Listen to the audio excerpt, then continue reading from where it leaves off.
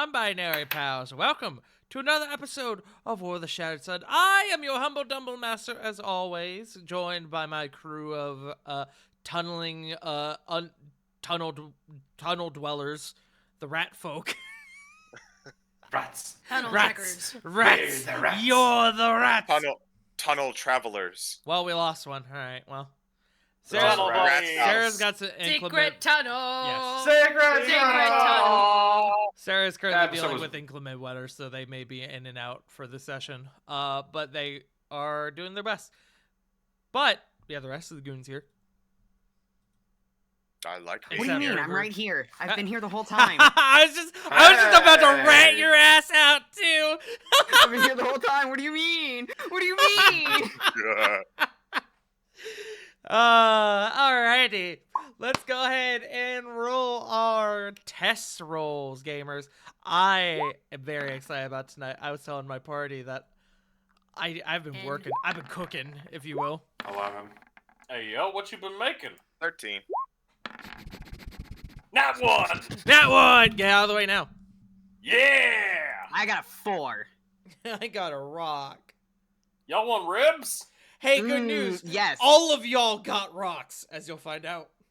Actually, Yeah. rocks sound great. I'll eat rocks. It's not just I- any rock!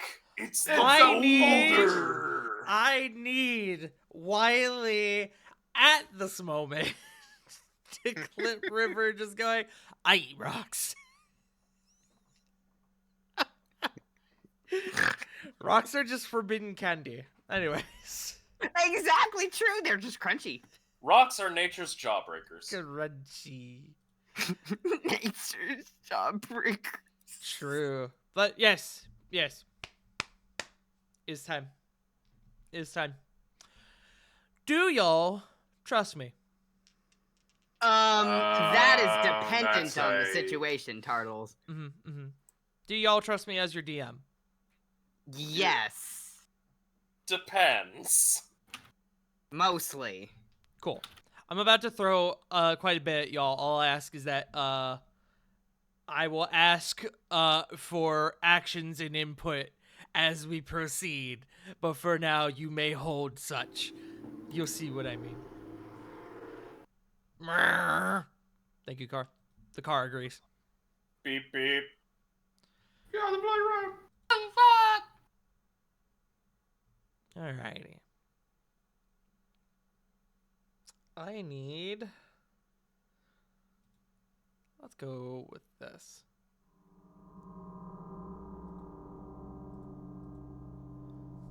Smoke and fire. The ringing of one's ears. Exilia Regalia, in an attempt to stop a group of ogres from planting a series of Nova powder barrels, found themselves subject to the detonations. Their saving grace being from the diluted nature of the explosions having been racked by powerful waves caused by Rehua Kore. As the party begins to come to their senses, racked by the bright flashes and the heavy rumblings, the shock and awe is interrupted by that of a tremor, a crack in the ground. It is only a moment before the ground beneath Rovan Sionis, Rehua Kore, and Sarah Jade gives way, and the three begin to plummet out of sight. The remaining group of Corvin Alakir, Flit, Captain Lily Timbers, and the Hedge Witch of the Moon's Fangs are subjected to a cave-in that occurs in tandem.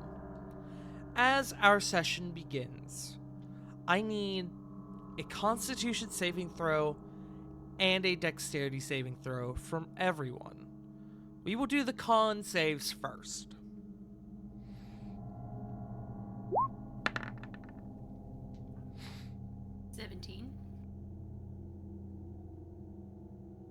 I should probably open my sheet.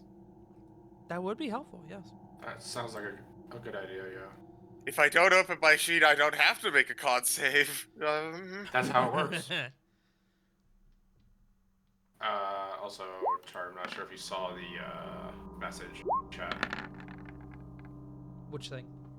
About Sarah's rolls. I see. I was gonna. Yeah. Who wants inspiration? I've already volunteered. Oh, you did volunteer. Perfect. Yeah, before the reward came out. Haha. Anyway, here's Corbin's. I will give you 7. I will give you inspiration anyway. Thank you. And here comes Sarah's. Sarah gets a 20. Okay. And I believe I am just missing Rovan. Yepper. Opening up my sheet now. Loading. Yeah, so for those currently unaware, Sarah is in call, but currently the Roll20 is not loading as they are having issues with their internet. So Mr. Joe Mojo is currently filling that role of proxy roller. 17 for Rovan. 17. Okay. Then I need to roll my things. Question. I should have asked this before. Is anyone around Rovan? Or like near his aura? Good question. That is a good question. Let me find out. When the blast did go off. If I remember correctly, No. he was a little surrounded. Oh. Okay, I'd ask. Uh-oh. Truthfully, perhaps, maybe, I did have to move some stuff around on the map, so likely not anymore. So we're just That's fine. not going to worry about it. Good So, Corvin, Yeah. you are the only one who failed. Due to the nature of the explosion and how it echoes through the tunnel, it racks your senses. You feel your eardrums pop and almost seemingly burst. You are going to be deafened for 1 minute. Oh, shit. Now, I need, once again, dex saves from everyone.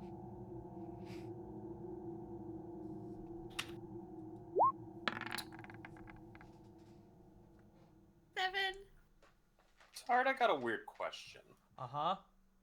I was still under the effects of haste when the explosion went off. That's a good point. Roll me a... I need to check something. I know when we were making the original dex save from last week, I got a 26. Yeah.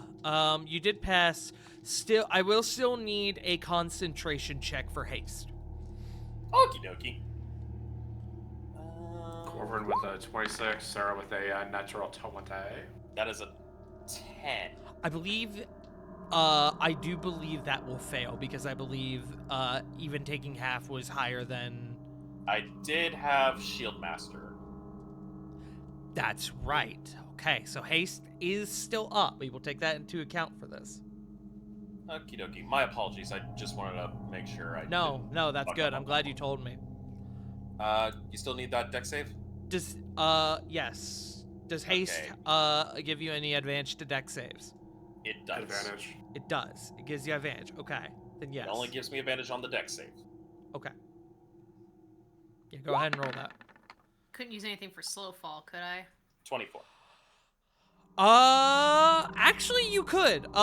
So this is a mixture of a cave-in with the falling, so it won't keep you from taking damage, but I will give you your check with advantage, Korai.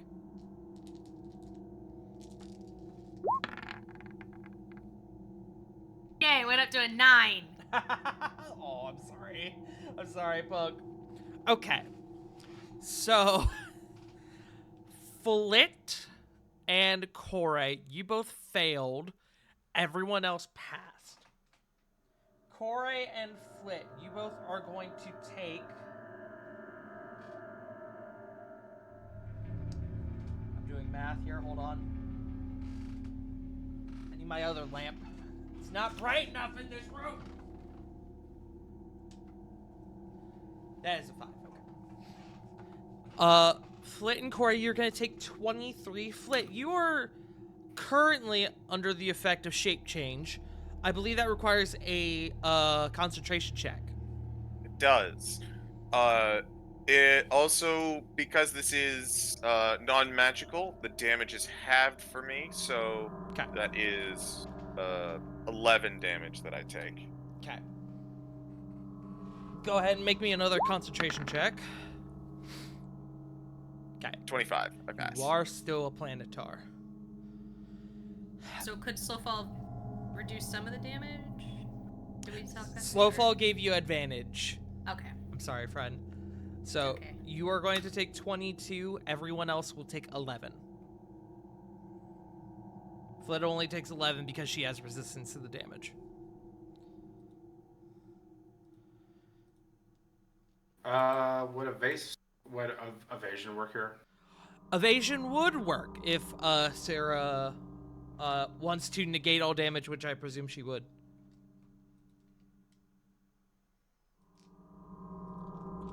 Would Shield Master work again? Shield Master would not in this circumstance. I thought long and hard about whether Shield Master would work, but I'm gonna say for this, Understood. due to its nature, no. Would you like me to still at least make another Constitution check? If I did take the damage. Yes, sure, please. And you said it was 11 points? It was 11 points, so it's still 10 or higher for you for the Constitution check, concentration check. Okay. 17. Okay, haste is still up. Copy that.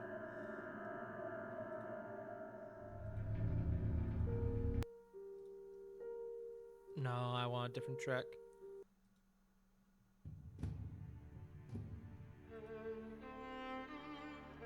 Yeah, that'll work.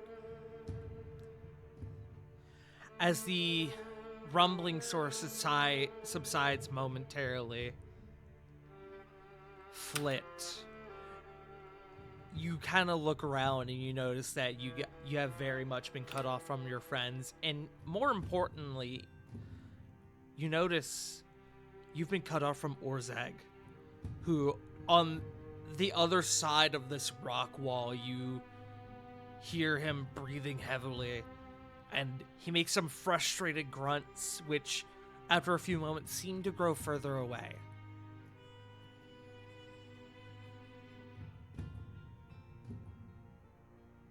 What do you do? Flit will think about, for a moment, Flit's hands shift as though they are turning into something to pursue, but then they acknowledge the situation that they are in, and they look around and they see that several of their friends are buried under rubble and several more are nowhere to be seen. So she will head on over to the first individual that she can get to start kind of digging them out.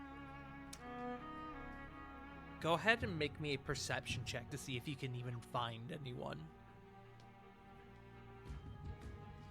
Because you don't at this current moment see anyone. There are large rocks that seem to have completely cut you off from the rest of the group. 29. Technically a 28 because I'm using planetar stats. Okay. You do remember that the closest one to you when the cave-in occurred was Lily, so you begin to try tracking her down. Lily. You feel, sensing the cave-in, you got down real low, you sheltered yourself, you hunkered down, and in a word, prayed that you would not be completely squished.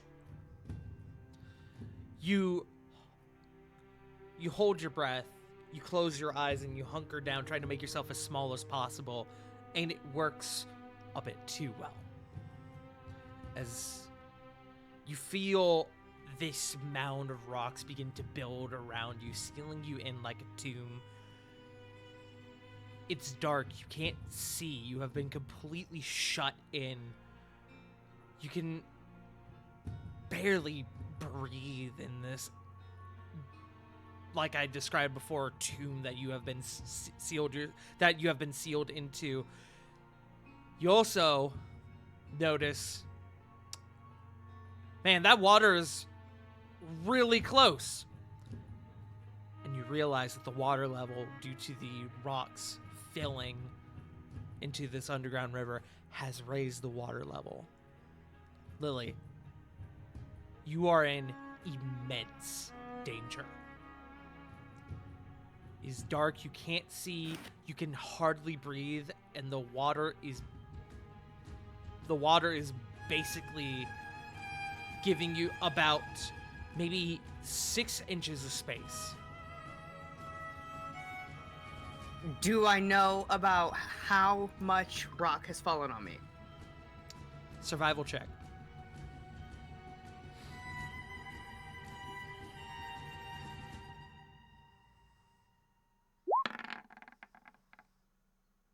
Natural 20. It can't have been that much. Or, sorry, it must have been quite a significant number to raise the water to this degree and to completely seal you in from light and air. You are running out of oxygen and running out of time. You can, if you wish, make me an athletics check or a dexterity check to make an attempt to free yourself. Could I opt to use my cape? Cape of the Mountebank. Okay. Now, I need to check the wording on Dimension Door.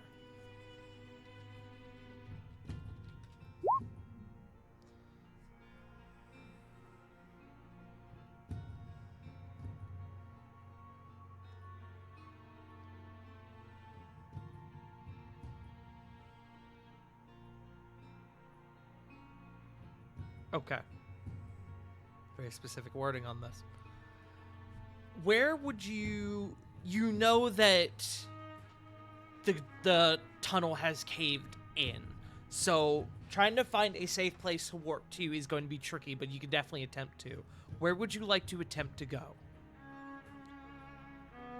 Well, seeing as how it caved in, Lily's best bet would be to go up to find the surface. Okay. So you're aiming up. Roughly how many feet? Give me a number.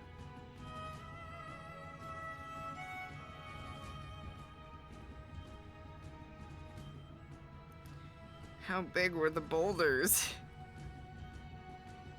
With your survival check? Pretty sizable. I'll let your survival check carry over. You think probably upwards of 20 to 30 feet is probably okay. Large chunks of rock did fall down. And this was a pretty tight tunnel, it probably gave you, the rocks falling down probably gave you the leverage you need to be able to shoot upwards of about 20 to 30 feet. Gave you the space, you mean? Or you... Lily will go up, pardon, Lily will take the 30 feet and prepare herself in case it was too high. Okay. So, like, brace herself to fall to the ground. Okay.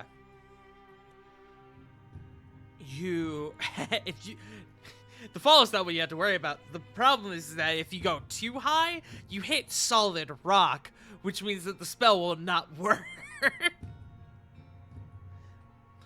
You cast Dimension Door using your cape with the very little wiggle room that you have, and you find yourself escaping from underneath this mound and dropping down about 10 feet from what is very near the ceiling of the now extended ceiling of this cave, this tunnel, and falling about 10 feet down to this large pile of rocks.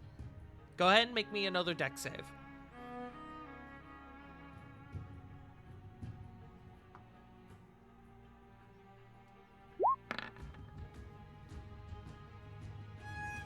$15.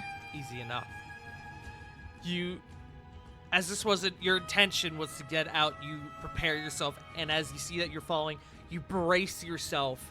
As you collide with the top of this pile of rocks, you take 2 bludgeoning damage as Lily collides with the top of this large pile of rocks, appearing seemingly out of thin air from a spell that you identified to be Dimension Door.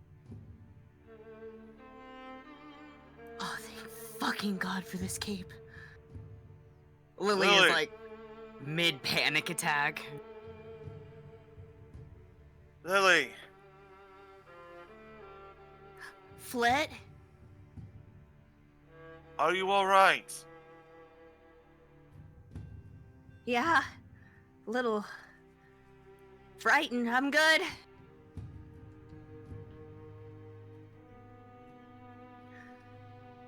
I am relieved to hear that. I do not know of the whereabouts of the others, however. Are you good to help me search?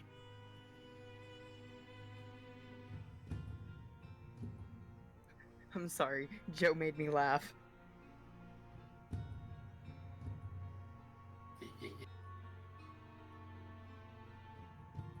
Be not afraid. You are being rescued. Yeah, I'm good. I didn't take too much damage, thankfully. It could have been much worse.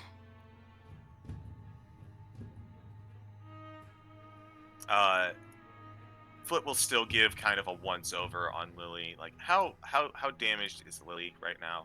Just kind of like, I don't need a numbers, but kind of like a ballpark. I have at least 3/4 of my health. Okay. Then Flit will nod and proceed towards like bringing Lily along. Proceed towards where they think the next friend might have been buried or hidden. Speaking of the next friend, Corvin, Mop. you have been Mop. you have been somewhat sealed in this very tight, almost like a small chamber. You have maybe about 15 feet of space, but you are seemingly okay, and aside from the ringing in your ears, relatively unharmed. You look around though, and you do see Fangs, who does appear to have been pinned by one of these rocks as she is trying to push it off of one of her legs that has been pinned to the floor. Okay, so you said there's like 15 feet like worth of space here, so there's You're in So there's, not like- in an exactly circular, but kind of roughly circular shape, kind of like a blob shape, about 15 feet, safe zone, if you will. okay. How bad? Not how bad. How does Fangs look physically? Like any kind of like outward wounds or anything, or? Aside from the rock that has pinned her leg, she looks pretty okay. She definitely has a few scrapes or bruises, but nothing long term. Unless the Okay. rock shattered her leg, which you won't know until you guys get it off of her. Yeah, I'm worried about that because I have a thing to get her out of there. Okay. He's gonna go for broke on this one. Just unsure about what is. Sorry, my brain's foggy. Unsure, like the condition of said leg. He will reach out to kind of like grab her like forearm or something like that. Mm-hmm. And because he is a spring, he will use his phase step ability to pop her like right next to him, away from the rubble, Okay. or at least some form of like appropriate enough space next to Okay. him.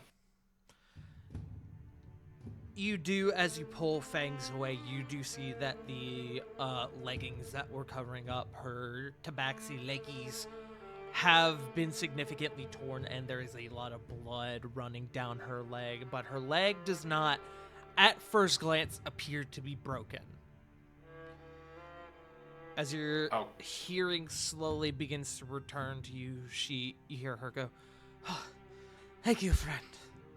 Not a position I was favoring, I should say." Yeah, he's still kind of like, he'll clean, like, whatever, like, debris is, like, coming, is in his ears and whatnot. He'll start cleaning that out. He'll look at her and say, I don't know what I was expecting myself. Here, let me try this. He'll do that once a day cast with that 3rd level Cure Wounds Okay. on Fangs. Okay. So this is 3d8 plus 6, so that's I believe that's 30. Because we're outside of 6, combat. 16, 24, 30, yes. Perfect. Gonna mark that off. Her wounds begin to heal massively and stitch themselves back together as she looks at you. Even better, thank you. We must reach the others. Stand back, I'm going to try something. If whatever you're doing doesn't work, I have another idea myself.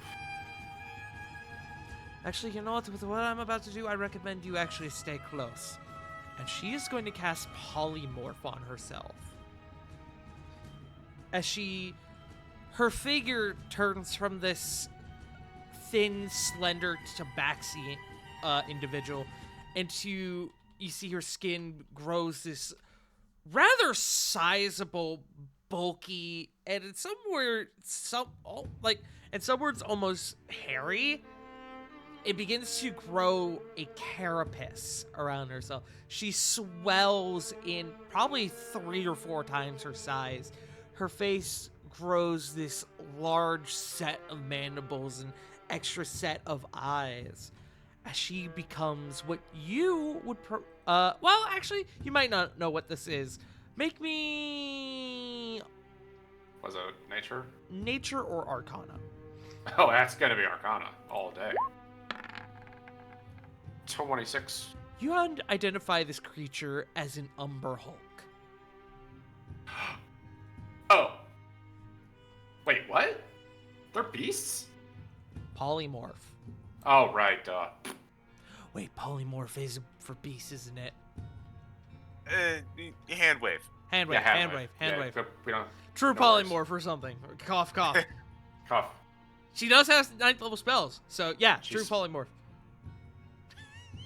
Just watching Fangs turn into this, like, gigantic, like, chitinous creature. He's just, like, kind of like in awe, just, I'm not gonna climb into your mouth again, aren't I? Because that was still weird. For reference for anyone who doesn't know, this is what an Umber Hulk looks like. You might remember these from one of the one-shots run by, I believe it was J Frost. No, it was CG. I lied. That was fun. That was fun. Big buggy. You know what? I'm just going to let you do your thing. Fangs, due to the nature of the Umber Hulk and its vision, does not look at you and turns to the cave in front of you and begins to, with her massive, like, I don't know, chitinous forearms and her large mandibles, begins to tear away at the fallen rocks. Lily and Flit, you guys on the other side begin to hear the sound of rumbling and crashing as something is coming your way, but you are not sure as to what it is yet. What do you guys do? So Planetar Flit would probably ready an action to attack if this thing attacks first, whatever is headed our way. Okay. And just basically braces for combat. Lily, what about you? Lily will do the same. Okay. Lily is very on edge. As the two of you prepare yourselves, quickly ripping through the large mounds of rock and debris, this large chitinous forearm reaches forward and almost collides with one of you as what appears to be an Umber Hulk starts tearing its way into this open chamber. As you two prepare to defend yourselves, a tiny, comparatively to the size of the Umber Hulk, a tiny Corvin scurries up along next to it.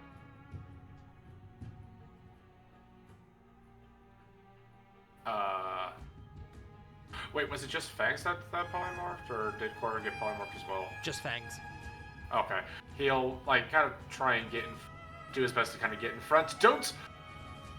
Wait, he probably wouldn't see them ready for anything. He'll just be kind of, like, waltzing out of there without a care in the world.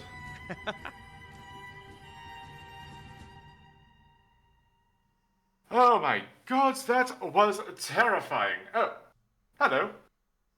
Lily lets her guard down. Oh, thank God. But she's her sword and looks back. Who has come with? No, wait, actually, I see who has come with. As a planetar, I see through the polymorph through the true sight. You would identify this Umber Hulk to be Fangs. Your wellness and survival is a relief, friends.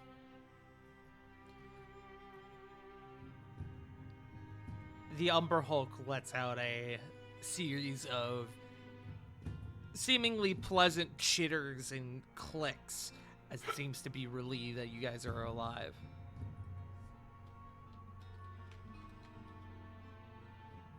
Agreed. Have you identified the location and condition of our other friends?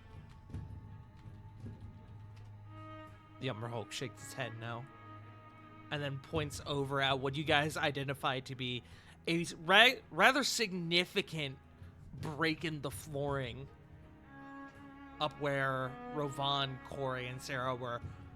All the figures who were up there are seemingly gone, including the ogres. You guys do look, though, at the location where the barrels were set. And the wall is damaged, but is not broken through to the other side. Whew. That's just a relief.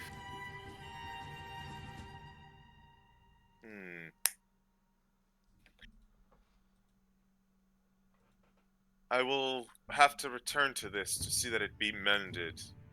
But now our immediate concern is our missing friends. How I'm glad that our mission was at the very least somewhat successful. Speaking of missing friends, let me find the dice I just dropped. I think it might have actually costed my dog.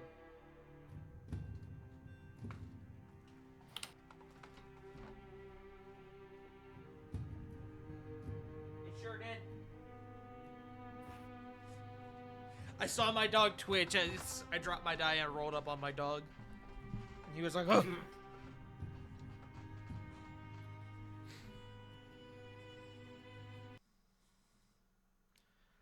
Okay.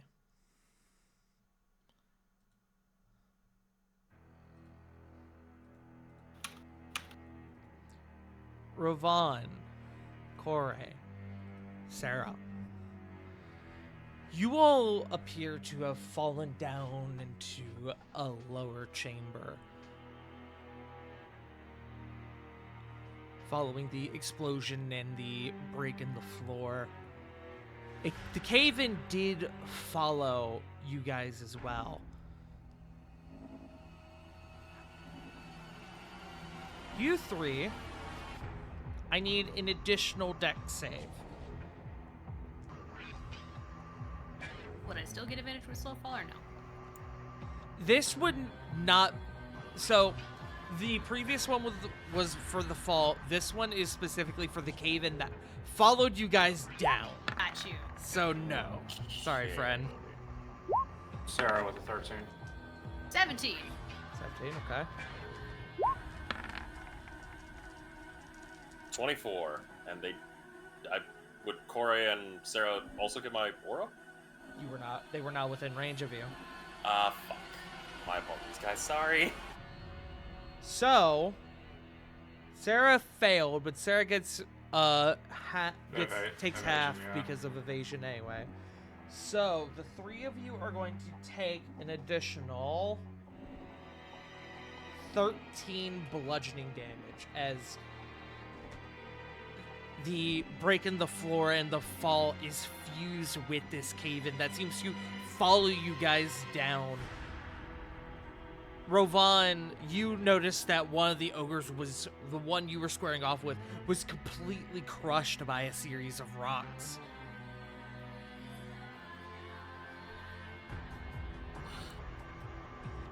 He's heavily breathing. Would there be any bit of that ogre still left? Just the wrist upward. So the wrist of the hand that is now reaching out at you from under this rock. Still moving or just still? Just still. There's a lot of blood. You kind of Blood catch is your what? bearings, Rovan, and as you kind of raise yourself to your feet, you notice something. Raikiri is not with you. Shit. Okay. Okay, this is bad, but can handle this. One thing at a time. You remember, as you hit the ground, while you did manage to negate the damage, the impact still caught you by surprise, and Raikiri was flung from your grasp. Go ahead and make me an investigation check. Oh boy.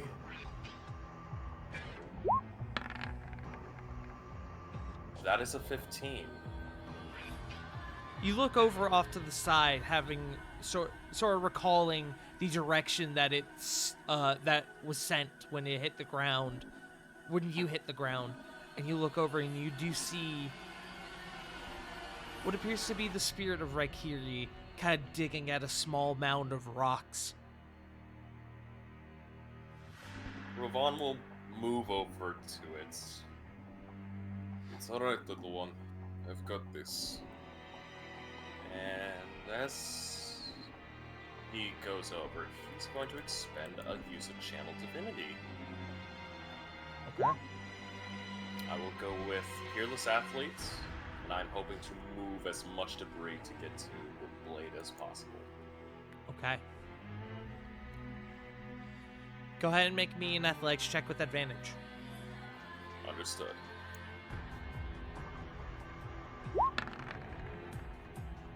$29. 29.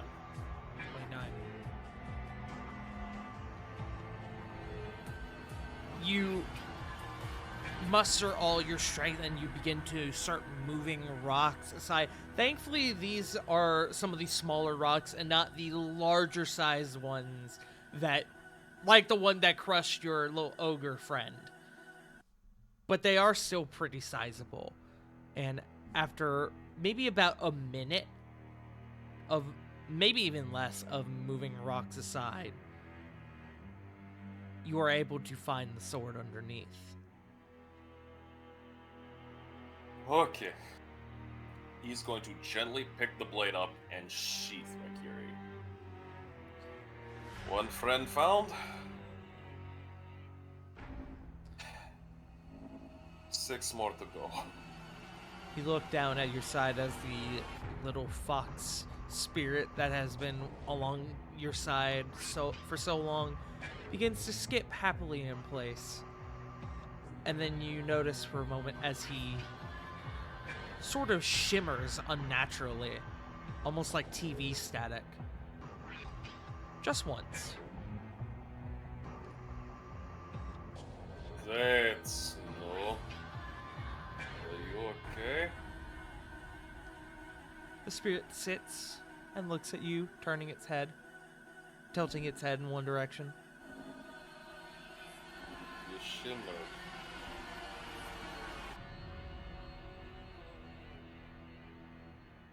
spirit kind of begins to perceive itself, sort of doing that cute thing that animals do where they kind of like spin in a circle. And then it looks back up at you. If it's alright with you, Tart, I'd actually like to unsheath my Kiri quickly and inspect the blade. Investigation check with advantage. Copy.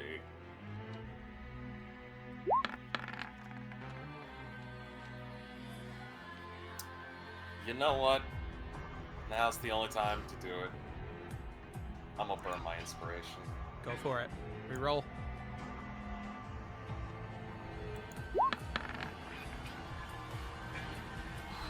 Nine. You take your blade out, sensing that something is awry, and you notice some odd scuffs and dust that it seems to be stuck to, that seems to have coated your blade slightly, but that seems to be about it. Okay. Weird. We'll get you properly looked at when we get out of here. Carefully sheathes the blade. Alright. Now let's try looking for the rest of the... Let's try looking for the rest of them. Ravan's gonna try moving debris. Okay. You begin undergoing the process of starting to move these much more sizable rocks in a way to where you can meet up with your friends. Corey. Hello. Hello. Hello, friend. Just gonna change I'm your- very hurt. You are. I noticed that. No, that's not what I want.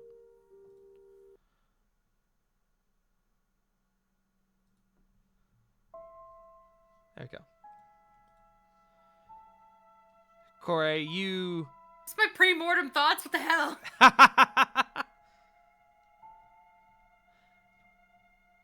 Corey, you kind of begin sort of sitting up. You sort of disoriented from the impact. You notice that you seem to have been cordoned off from Rovan and Sarah as they are nowhere near you. And as you sort of start coughing to yourself and you begin to sit up, you get the feeling that you can't move as you look over and you notice that one of your legs, much like Fang's, has been pinned.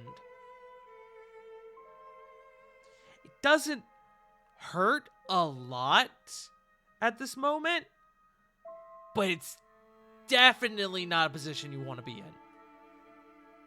Is it crushed? No, doesn't seem to be. If you want to gleam into it further, you can make a medicine check. Yes. It's off 20. You feel the sensation in your leg. It hurts, but you think you might have gotten lucky as it, again, you still feel the Maybe sensation it rolled in your onto leg. me, not fell onto me. Yes. Ooh. What can I roll to try and carefully get out of here without losing limb? Athletics check or dex check. You get to pick. Six. 16. Okay. As you begin to sort of start wriggling your leg out from underneath the rock, with your passive perception, you hear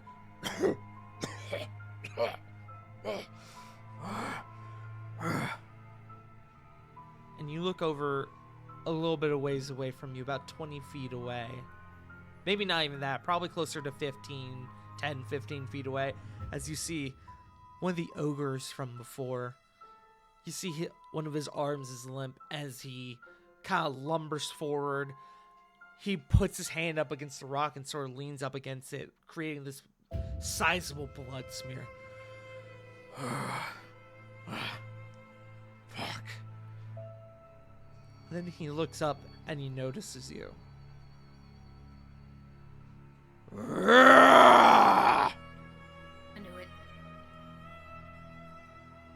question. Uh-huh. In this small space, I see him, right?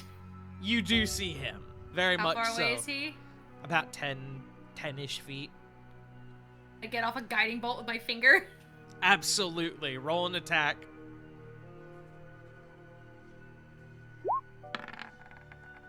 15. 15 will hit. What? Nice. These guys didn't have very high AC, if you remember from last week.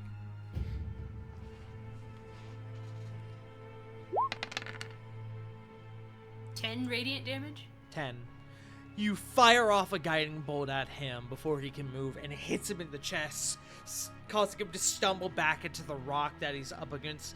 And he lumbers forward, and you can see a large, trickle, not even trickle, a large, flow of blood begin to, flow down his chest, as you have put a straight-up hole in his right shoulder where his seemingly crushed arm is. You won't be warned again. Just gonna try for an intimidation check, I guess. Make me an intimidation check. Arnold's was a 22. He looks at you, and the damage is true, your words are true, but he sees the situation you're in, and begins to charge with a roar. Guiding bolt! Please! Go ahead, make me another guiding bolt. With advantage. With advantage.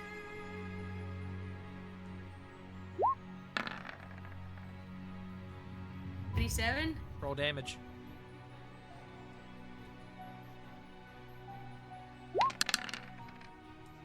$14?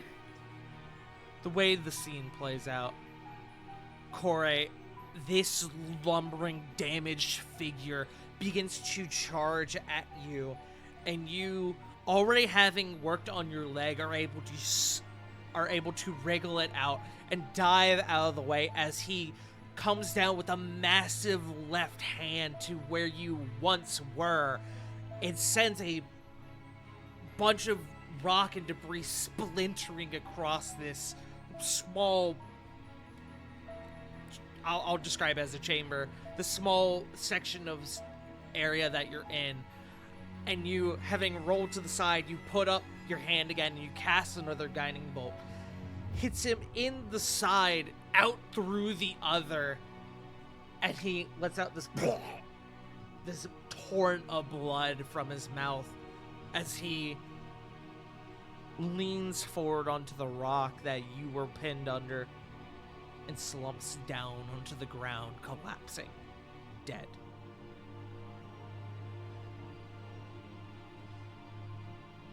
I wish we didn't have to do this.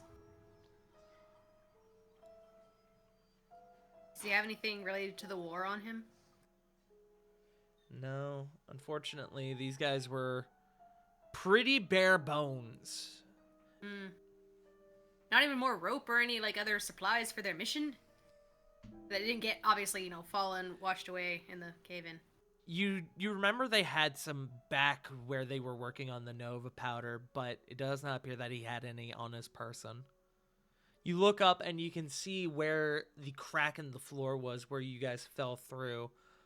And you, looking around, you notice that there's an oil lamp off to one side. A lit oil lamp. Like a traveler's one that you carry in your hand, or one that's mounted on a wall? Mounted on the wall. What? Where the hell are we? Corey, you also see what looks like a pickaxe? Embedded in the wall.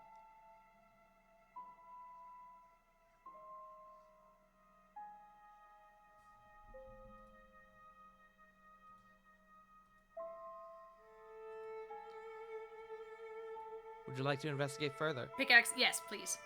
Is it a pickaxe in the wall? Sorry, I was writing notes. Make me investigation or perception. I can hazard a guess as to what you're going to pick. Yes. 22. Persephone. Corey, you look around this chamber that you're in, and part of it's quite, some of it is hard to make out because of the cave-in that followed you guys down. But you look around and you notice veins of ore, another couple lamps, mining supplies. Corey, you guys have fallen down into one of the mining tunnels.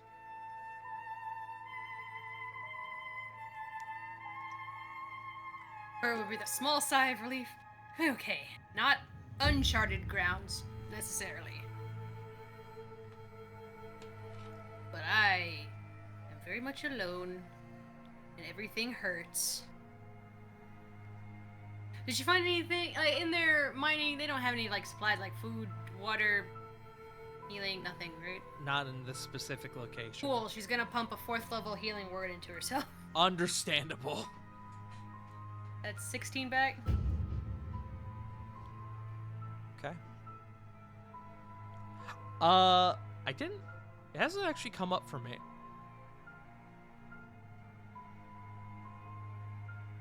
Oh, right. Sorry. Outside of combat. Never mind. I'm an idiot. Yeah. 4th level, it should include your wisdom modifier as well. So, I believe that's 22? Oh yeah. Oh, so 40 plus my spell modifier, which is Wiz. Yes. 44 plus 5, so 21. Perfect. You get 21 hit points back. And as you're Yay!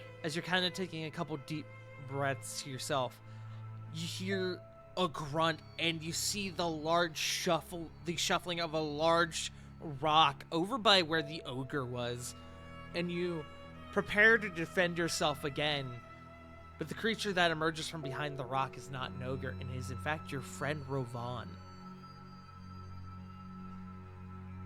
Oh, thank God, it's a familiar muscled brew. What? Where are our friends? Holy shit. Okay. I know I look rough. You look like you hit every rock going down. I feel like I did. And Rovan, its mother. Every rock and its mother. Rovan, it wouldn't be but a moment before you also notice the other body in this chamber. The very fresh body. He's gone. I see.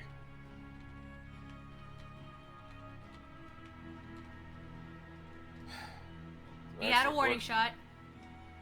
To answer your question, I have not seen anyone. I am trying my best to move as much rock. I had to go pick up Rakiri and kind of just gently taps the hill.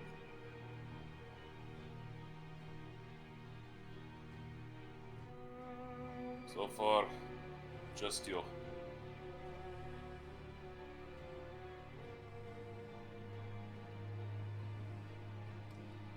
This I have questions. sucks. Answer. Hold on, I have to find its CR. Ah! Uh-huh. Could a giant badger be helpful in this situation? Badger. Badger mole coming towards me. Come on, guys, help me out. Badger mole.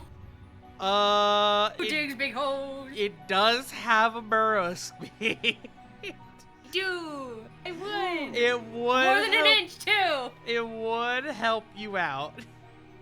Giant badger. It was my last wild shape of the day. It does have a burrow speed. You should pick it up. You warp, shape, morph into that of a giant badger.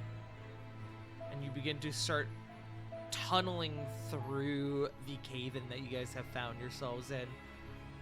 Corey, now that you realize that you are in fact in one of these mining tunnels, it stands to reason that you can probably find a way out of this chamber relatively easily. And as you begin to dig through, it seems that your thought Your thoughts ring true as it isn't long before you find an access out of this chamber, and what appears to be a set of lights quickly approaching your location.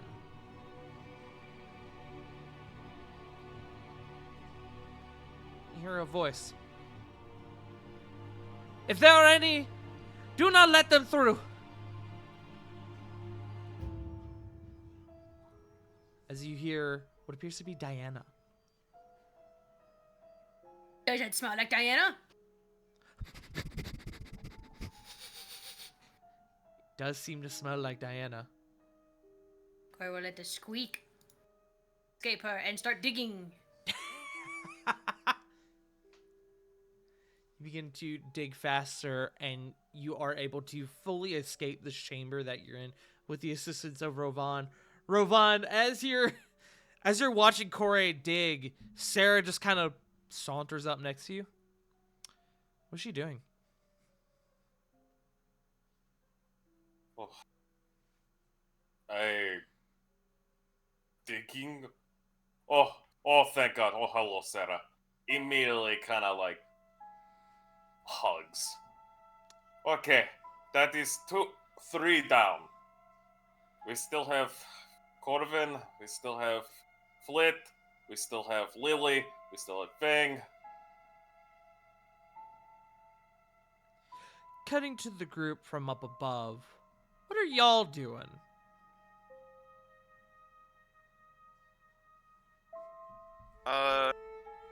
Flit would be tending to the wounded, if possible. Mhm. She'd kind of measure who's been damaged the most, like if anyone needs immediate aid. Health-wise, Corbin could be better, but he's probably fine. Okay.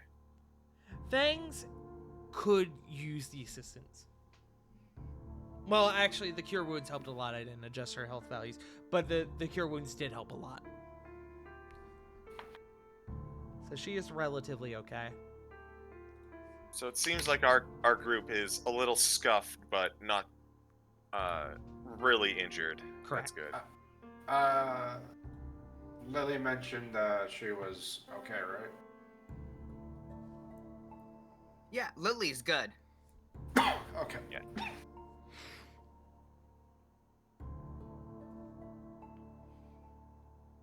And as everyone's tended, so we'll go.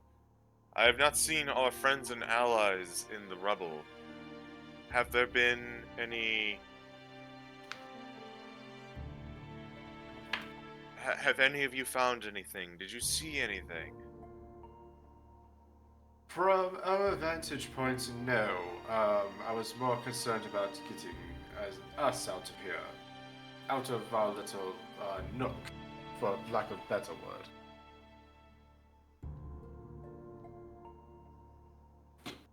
Then, I suppose our next venture would be the most obvious one. And Flit points to the hole. Hey, Tart, could Lily use Divine Sense to kind of, like, feel for Rovan? I love the thinking with this, with the casting of this. It does not work that way. I love that idea though. I just read that it says powerful good rings like heavenly music in your ears. That is how they define celestials. Oh. I do love that. I do love that thinking. You just hear Patcher, patcher, patcher, patcher, mushroom, mushroom in Rovan's voice. Let's see here.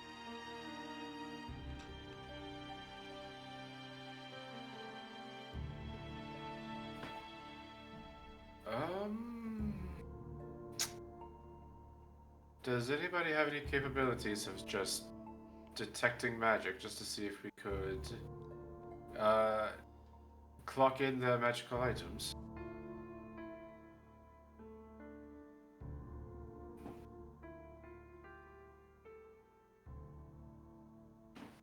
sounds like a no to me.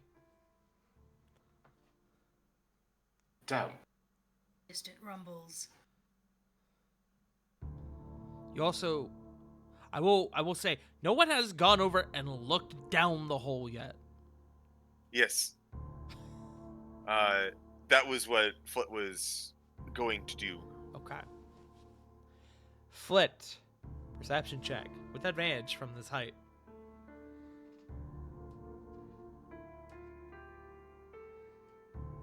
Perceive.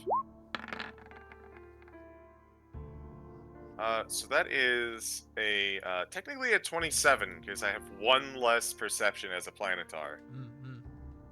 You go over and you peer down the hole, and you see a lot of debris, a lot of rubble. You see signs of perhaps life as you see what appear to be mining supplies and lamps. It's a lit chamber, or at least somewhat lit. It was probably more lit before the cave-in. You also see what appear to be 3 bodies of ogres. Some crushed. One looks very incredibly recent.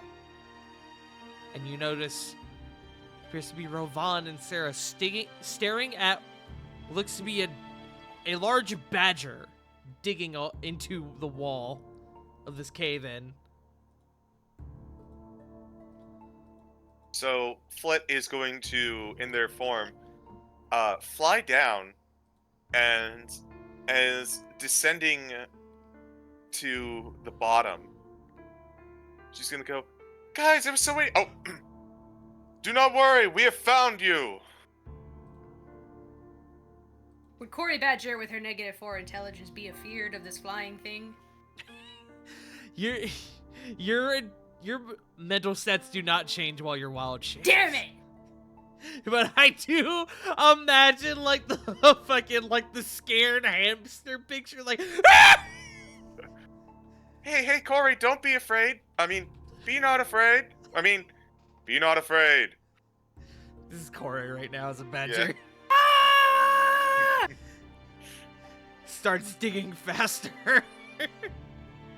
Grunting and Badger.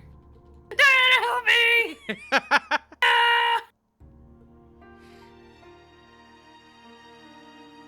Ah! So as Flit just kind of flies down, she will look back up to the hole. They've fallen below. Well then.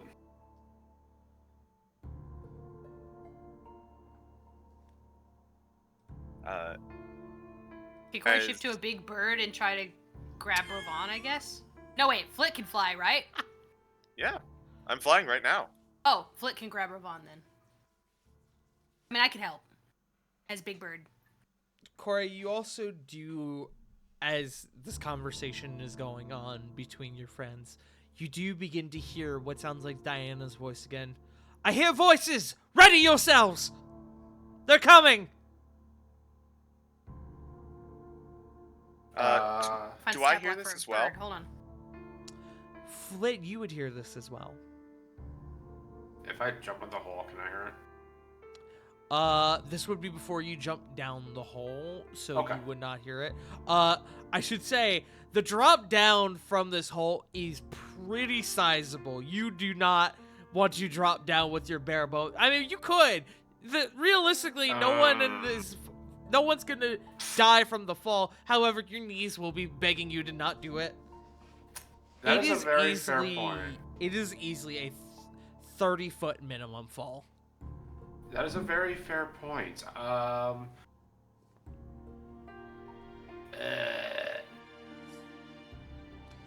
Umber Hulk, though, uncaring about this fall, will scoop you up, Corwin. He'll actually point towards Lily and say, grab her. I'm actually okay. Lily, do you resist being picked up by the Umber Hulk? No. The Umber Hulk coddles you gently, cradles you gently, It's Bad Balls.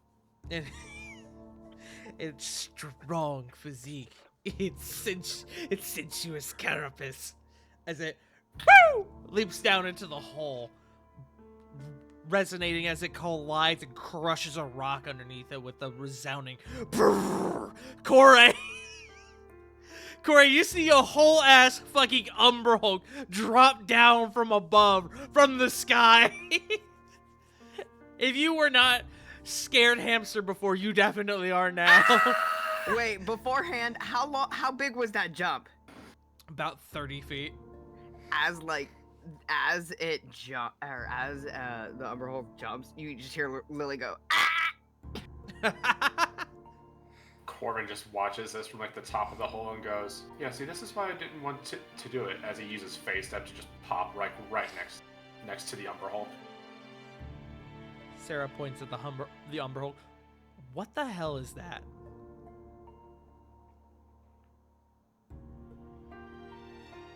Tis our ally, Fangs. The Umber Hulk waves. Lily also kind of looks dazed and confused.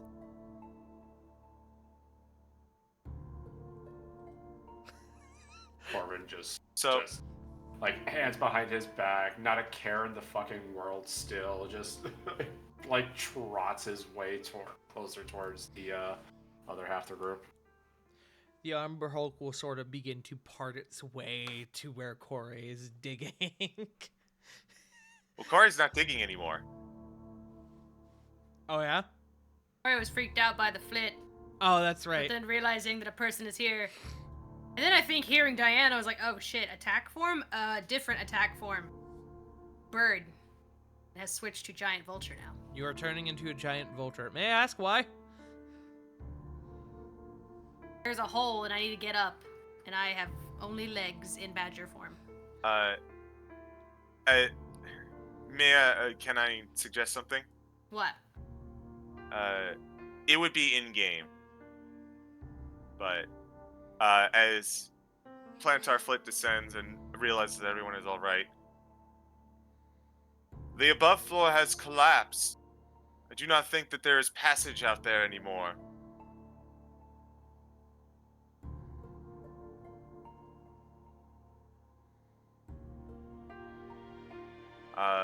As Flit descends, did I hear Diana?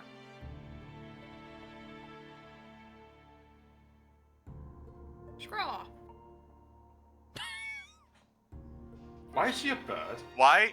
Hey, fun fact. I understand that. What does Corey say as a bird? I don't know, I only heard her. Here, let me see if I can commune. And, Flit's going to approach the wall and say, and he's going to say, is Diana on the other side here? There's a momentary pause as a bit further down the way, you hear, who is that? Yes, that would be me. Who am I speaking with?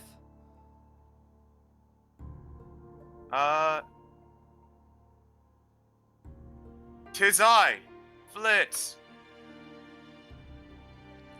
There's another momentary pause.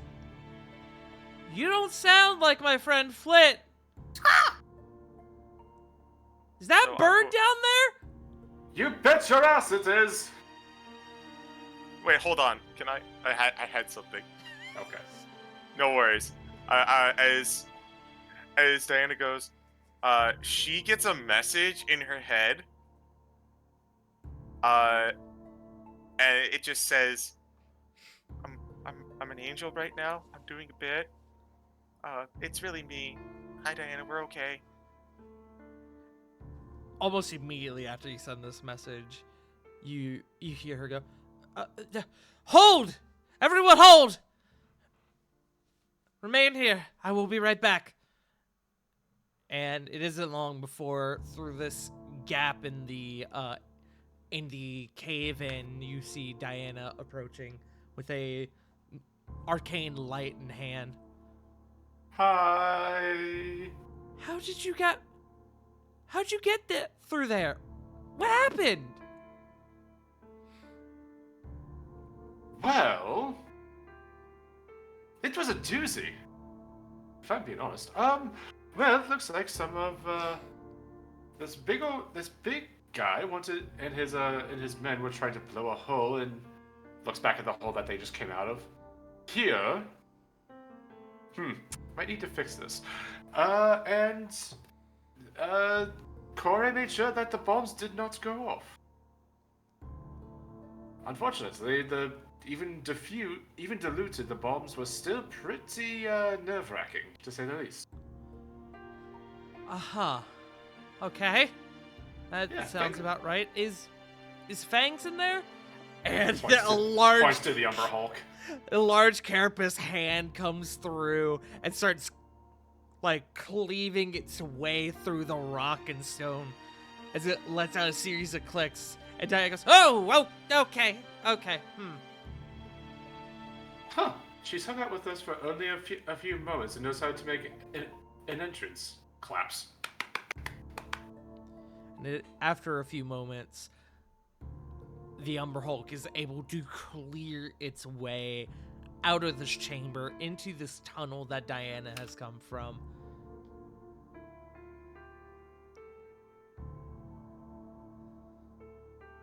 Well, certainly glad to see you guys okay. I had no idea that everything led down here. It is good to see you too, my ally. This is exhausting.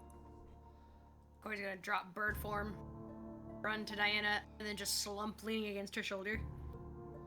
Oh, you look like a mess. I feel and look like shit. I love you. She chuckles a little bit. I love you too. Let's get you all patched up. Everyone, come this way.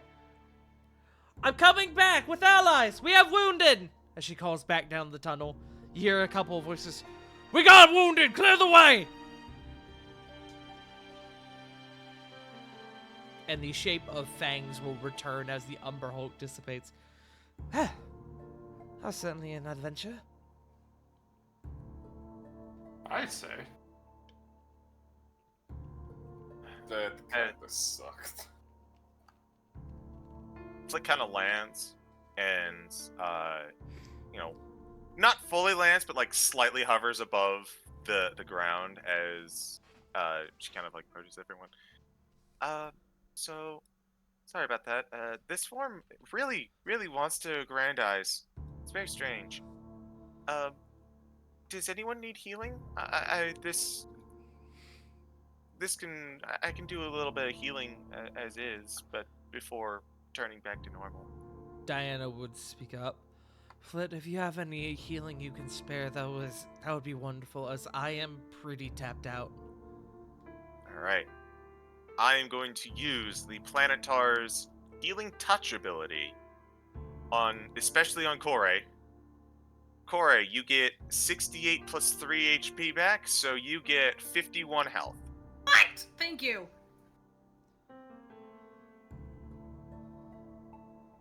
Wait, you said 68 plus 3? No, I said sorry. 48 plus 3. You said bad. 68. Oh, sorry. It's okay. Oh, We got the right 6d8, Oh, not 6d8. 6d8. Ah! Man, I hate that. English. Always trips me. The, That always trips me up. the collective That always trips me up. Thank you. Nah, it's a woe that we as all D&D players share.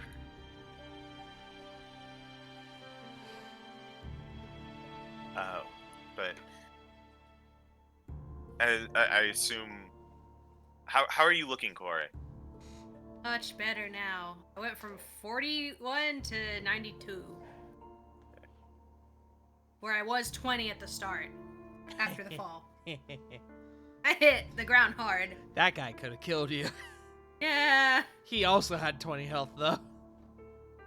Yeah. Joke's on him. He should have brought ranged attacks. Joke's on him. He should have been listening. Bitch! As you guys, alongside Diana, are brought further into the tunnels, you realize that, much like you and Corey identified, Flit, this does seem to be the mining tunnels, the mining quarter that you guys mistakenly fell into. Things seem to have simmered down, at least momentarily. As you guys are brought further down, you are met with a small squadron of troops who kind of begin to assist you as well. It seems that Diana had brought these men down here thinking that you guys had perhaps failed and were ready to defend themselves from any invaders, the ogres that were going to make their way here into the mining quarter with their explosives, but you guys managed to stop them. Hooray! Whoa. As you guys are brought back into camp and things seem to settle down, Cage approaches you guys. Well, looks like I owe you again. Shit. Glad I'm not keeping count. As he kind of traces his thumb across his nose. It's just the two, he says with a coarse smile. He lets out a little stifled chuckle. Come. There's some words I need to say to the men. They'll want to see you there.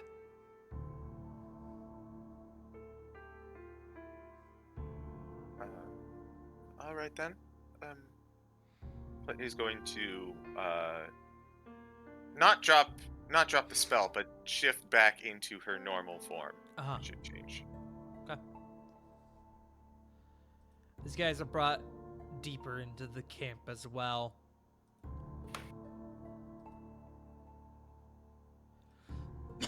Excuse me, sorry. It does seem that the attack, at least for now, has subsided, has ended. The enemy has retreated. Men are beginning to move supplies. They're beginning to treat the injuries of those who are injured. The people from the back are beginning to sort of return back to the main chamber. It isn't long before Cage takes up a pedestal. All right, listen up. This was only the beginning. We have repelled Skull's men today, but he is bound to send more our way. Keep vigilant. Keep each other safe. It won't be long before we will be the ones to knock on his door. Rest up tonight. You all have earned it.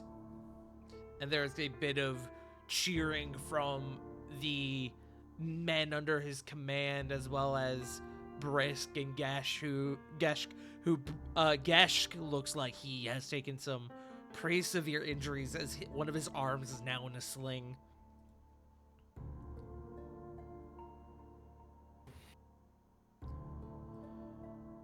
Go ahead. No. Flit just kind of clocks that and makes a mental note to visit Gesh later. Or in a bit after the speech, I suppose. Okay. As the crowd kind of begins to disperse, Cage turns to Diana.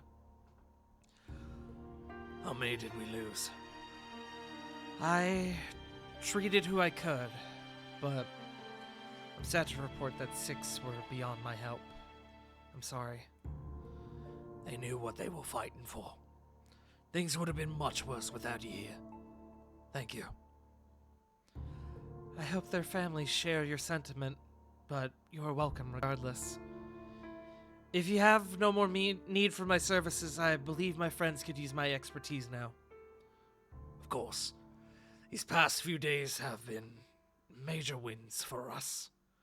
Your group is welcome to help where you can, or simply rest should you feel the desire. Come find me in the morning and we'll go over our next plan. he says to you guys in general.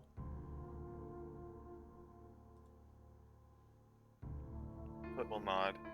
I think I have a few things to take care of before I fully settle down first. We'll appreciate the help. Don't push yourselves, though. You've already done a lot today for us. The more we help out, the better off we'll be. Also, it's a nice way to pass the time outside of, well, lounging. He'll nod at that. I've got a lot of people to talk to and a lot of things that need to be repaired, so I'll leave you all be for now, but if you need me, come find me.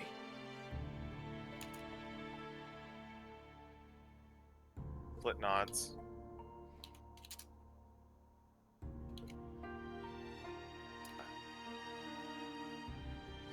Excuse me, Cage?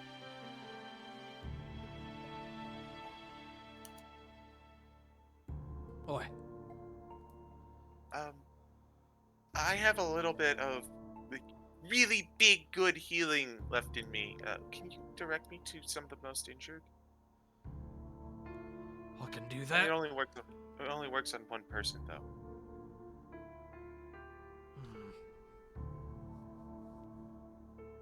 Hmm. So I can heal 3 grievously wounded individuals. Alright, come this way with me. And he'll show you to a chamber with some of the most wounded men. There are some men who are pretty much like on death's door. That's how bad that they're doing. So Flit will turn back into their planetar form and one by one walk over, touch their forehead, and use the other 3 of the 4 once-a-day casts of healing touch to basically mend them with angelic presence.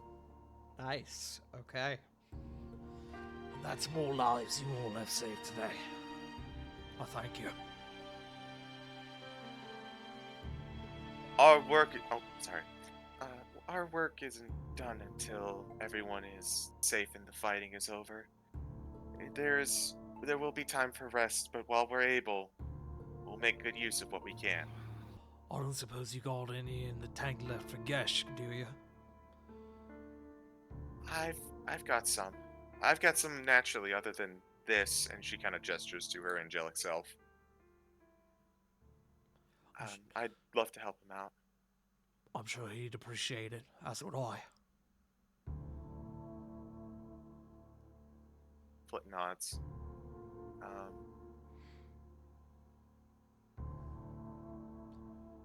She'll also go and she'll say, if you would like, the explosion damaged the tunnel. It's fine. I might be able to do some repairs to it within the next hour. I do want to do healing, but I can if you prefer, I can come back to that and work on the tunnel now while I have the window too. I've Or is already got men working on the tunnel.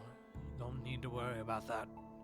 Okay, then I will go see to more wounded, He nods. specifically Geshk and himself as well. But he's a busy man. I'm sure he'll bleed when he has time. Okay.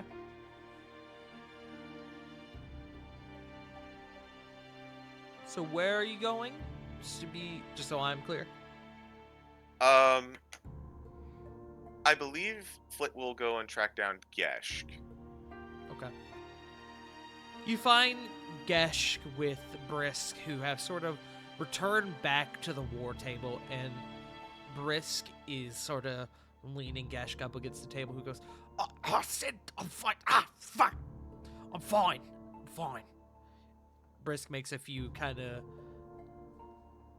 seemingly worried hand motions at Gesh and points down at his arm and his leg. Look, I know it's bad. Alright, fine. I will wait here. I'll let y'all do the work, but look, I appreciate the concern, I guess. Fine. Flick then- kind of walks. Sorry. No, I was just gonna say the two of them sort of see you approaching. Hi. Oh, we got back. I heard that you got injured. Looks it over to Gash. Yeah. Left flank barely held today. Got one of those bastards got in a lucky shot on me. Here, let me tend to that. And Flit, who has, I think Flit was still a planetarch, will drop shape change and will kind of like sit by and just kind of listen to them as she casts Aura of Vitality to heal Greshka, and if Brisk needs some help as well. Also Brisk- some, Go ahead. also a medicine check if needed. Go ahead and make me a medicine check.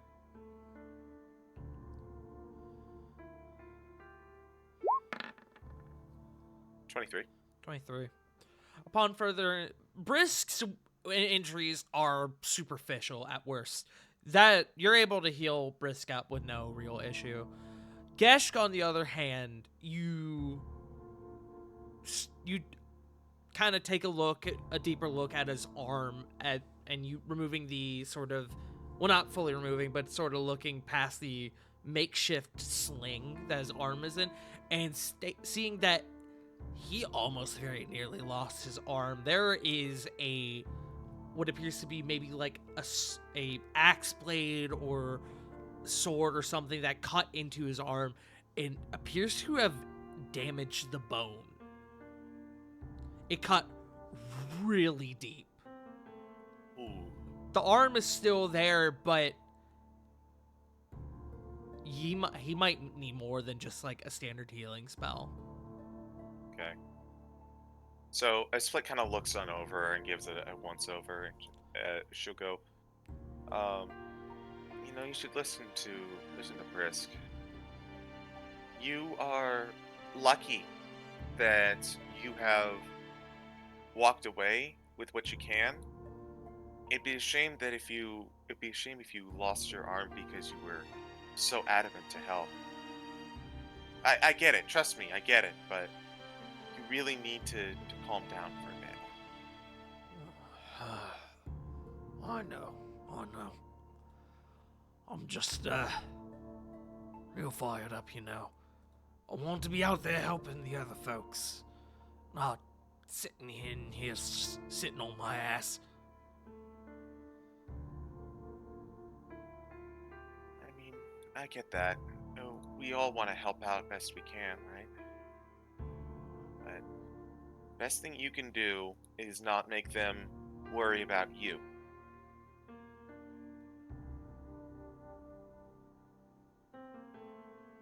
And she's going to start kind of like, while concentrating on the spell and healing him out, just like doing the best she can with her medicine check to kind of tend to the arm.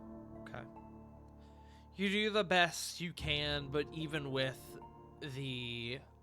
your expertise and your magical healing, his arm is going to need rest. That he has some irreversible damage applied to that bone that simple healing magic will not be able to cover. It would need advanced forms of healing, but you are able to do what you can, and he is very appreciative of it.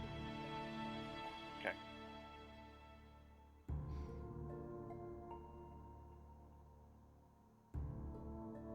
So, Flit will do her best to tend to the wounded. Greshk, of course, in particular. She will stay with him, just kind of like make sure his gear that there's no irreparable damage. Check on it best she can. If he is okay, she will probably also go see Cage, since Cage also mentioned that he was pretty banged up. Yeah, absolutely. Yeah. If it's okay, I had somebody else who wanted to speak with Cage who may be able to work on that problem. By So all means. it may be unnecessary for you to do it as well. Then, by all means, go ahead. Okay. Could I do Ravon. something? Oh, sorry. Go ahead. This doesn't have to be a scene. This could just be a thing that's happening in the background. Uh-huh. But anybody who is well and is actually taking to Cage's orders to do some rest, Corvin would like to host a 10 platinum poker night.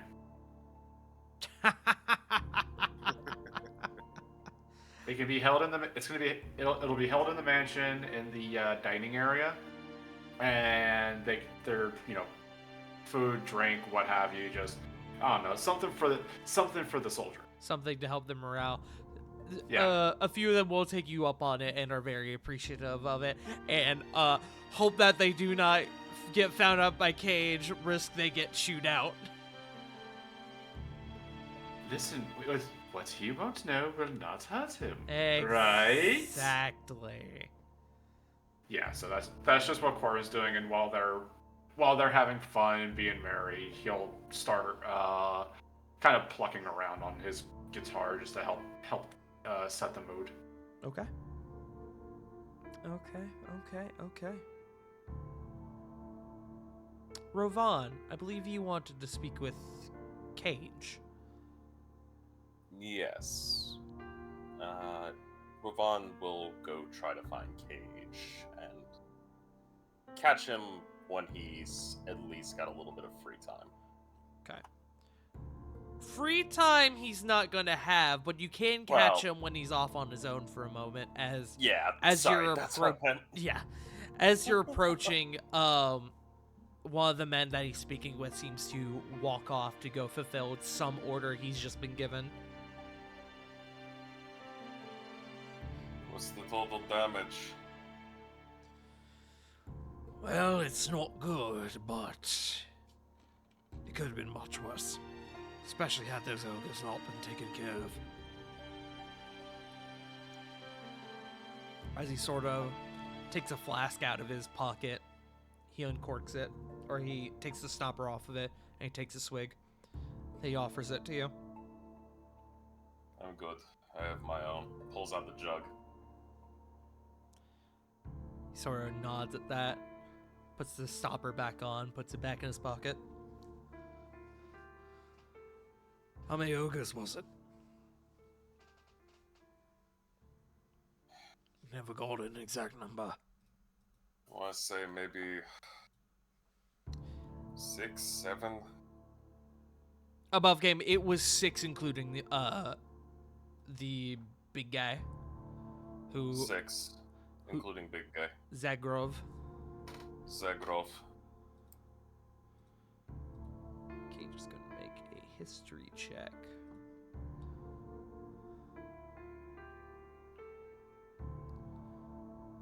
Sorry, Orzag, not Zagrov. Or Zag. Okay. I was immediately like, I think I fucked up that name. It's all good. Potato, potato. Orzag, huh? That... I think I remember that. That horns. Ugly motherfucker. Yeah, I know the one you're talking about. You alive? You get away? No idea. I have no idea. I was deep down with at least Corey and Sarah. When the blast went off, we went deepest. Well, he's hoping it took it out with him. Agreed.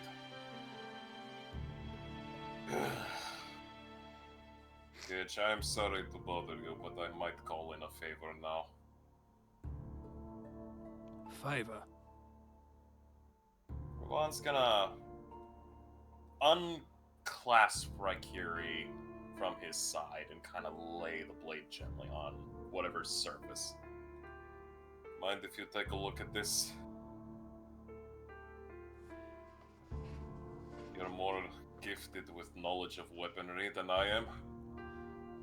he'll take the blade from you and he'll start looking it over.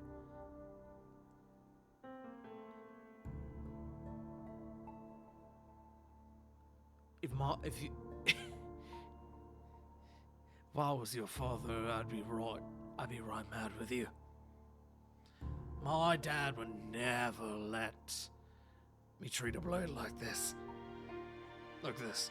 And he points this out to you as he sort of goes over the blade with you, and he points out all these spots on Raikiri where it has chipped from wear and tear, all the battles you put it through.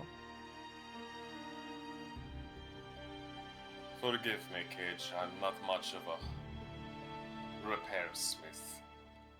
I'll get that. No worry. Unfortunately, a blade of this make, I don't have the supplies here to do anything with it. And I highly doubt we'll be able to re-access the Tartarus Forge in the near future. But, I'll tell you what. After our business here is done and Skull is long gone, I'll do the best that I can with your blade. I'd appreciate that. Nova Powder is a bitch. Just take care of it until then. Don't want to mess it up. Don't want to make it irreparable.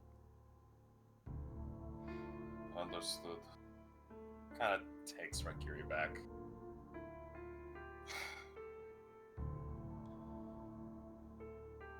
I thank you for everything, and I'm sorry you had to deal with this on top of all that is gone on. Yeah, it's not my preferred pastime, but it has to be done. Fair enough. I have a question for you. I'll have an answer. And as he kind of looks up at you, Rovan, you notice that he does have a number of mainly superficial injuries, but he does seem to be a bit banged up. Hold on 1 second.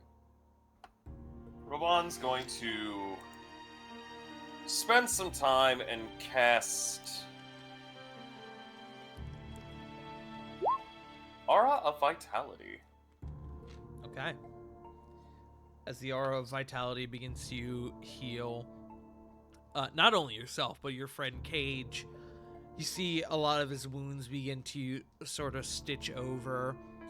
Again, a lot of them are not too bad, but you do know some of the deeper ones begin to heal as well. And as he sort of takes in a deep breath and he sort of cracks his neck, appreciate that. Don't mention it. I know we've at least got one mission left, but I have a business proposition for you. What's that? I know damn well that by the time we get done with all of our objectives, we're probably going to be sent back to Vaco. Prep them for at least the siege. You're going to be down here committing guerrilla warfare, yes? Until Skull is off the throne, you know I will. Well then, how about I give you a fun little gift? Vaughn's going to reach in his bag, Oh, fuck. and he's gonna gently pull out and set the business proposition on the table. What in the hell is that? Special concoction. Alchemist fire mixed in with high explosive ordnance. And you're just carrying that around in your back pocket? I'll be honest, I don't really have an idea on what I'm using this for. You And mad bastard! We fought a dragon with that! Holy fuck! Okay, before you go off, and believe me, I'm currently still suffering Is that from a fucking tinnitus. pun?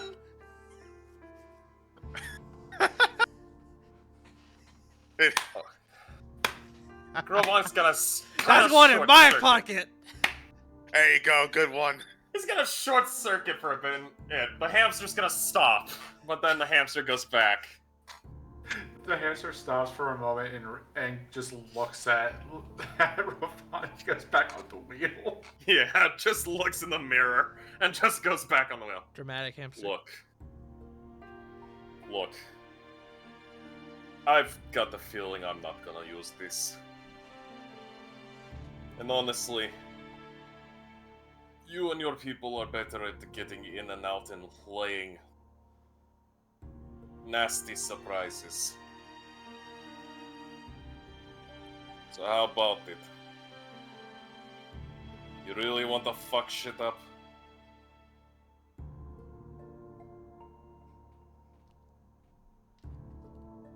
You are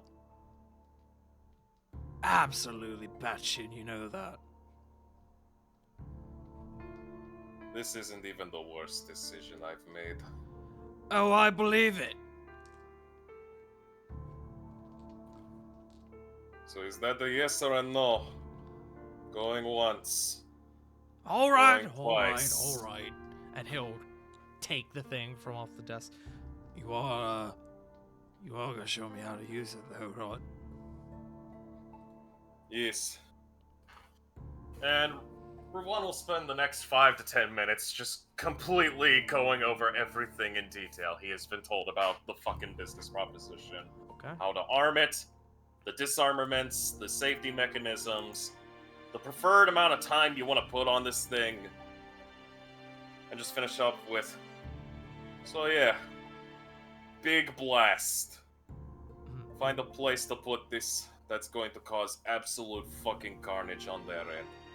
But make sure it's not gonna, you know, get innocent people killed. He nods. I have a few ideas, but I'm sure the right moment will come across. Noted. Anyways, I thank you for at least looking over the blade. Just try not to die, okay? I could say the same to you, you mad fuck.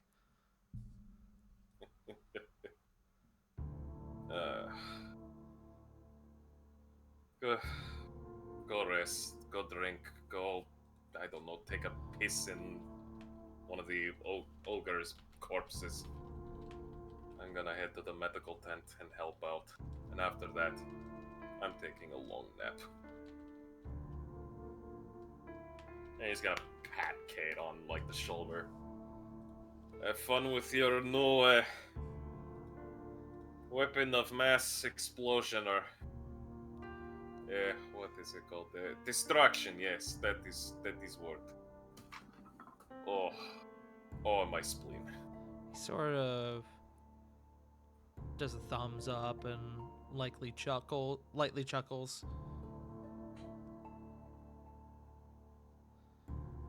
And as you sort of leave the room, unbeknownst to you, he sort of just looks at this thing on the table and goes, What the fuck?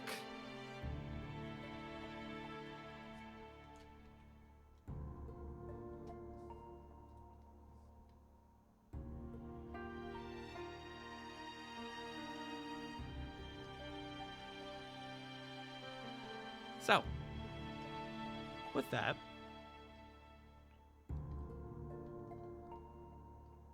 does anyone have anything else they would like to do for the evening?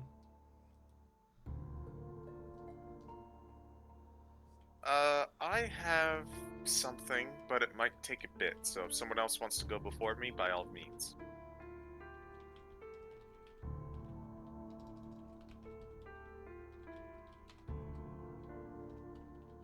Go on ahead. Okay. So, Flit is going to hunt down and grab Diana, Corey, and Corvin.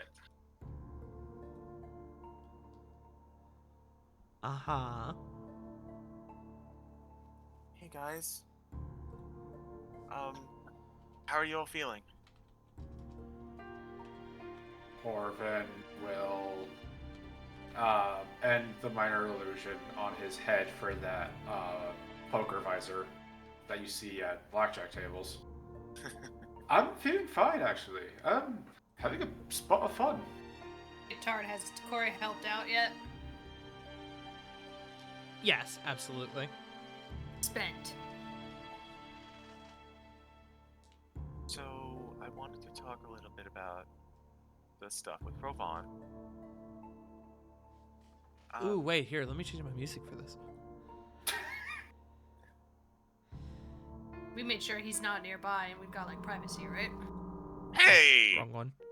What? Okay. No, it's the music. Go on. Oh. Okay, so I think this would be a good evening if we're all still kind of up to it, to see if we could potentially get in touch with Reno, get an idea of what's going on with Ravon's situation. Maybe he has some ideas. And I don't really know the best way to go about that. Like, do we want to just play a game of Telestone, or perhaps we could talk to him in some way? A long conversation. How immediate are you wanting this? Tonight maybe? I want to make sure that we at least have an idea of what to do before everything with Vaco goes down. I don't know if something's going to pop up during the fight, but if it does, it would be the worst time, and I'd like to make sure to head that off.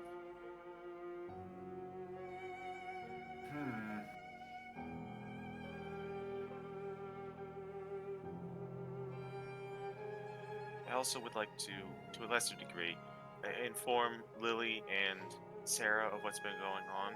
It's been hectic, so I haven't had a chance to get around to them.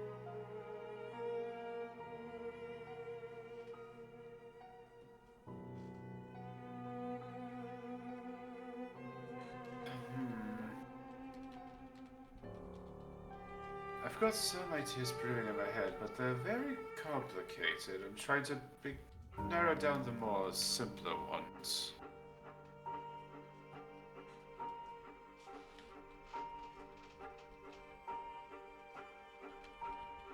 Diana, Cora, thoughts? Way to talk to him? I don't have anything but one low level spell left. No, I could use sending. That's not the issue. It's just I don't know if I should bring him here or not.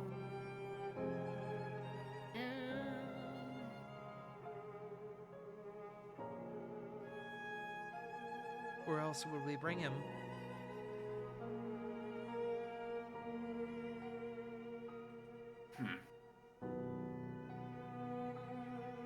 Mansion? You guys are in the mansion. Oh, right. Sorry. I don't know why I thought we were like in the hideout. Technically, we are in the hideout, but You're in both. Both! Yay! Yeah. Corin claps his hands. I got it! Reno has a similar space. We could just send him a message and ask him to meet us in there. Oh, that's a good idea. His library.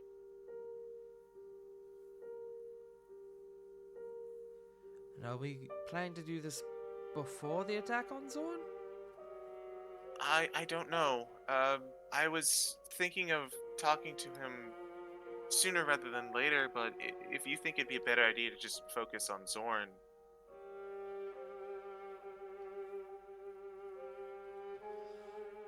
I'm just wondering if, with everything going on, if now is the best time to do it, or if maybe we take some of our time after to do it. But I'll follow you guys on whatever you you choose.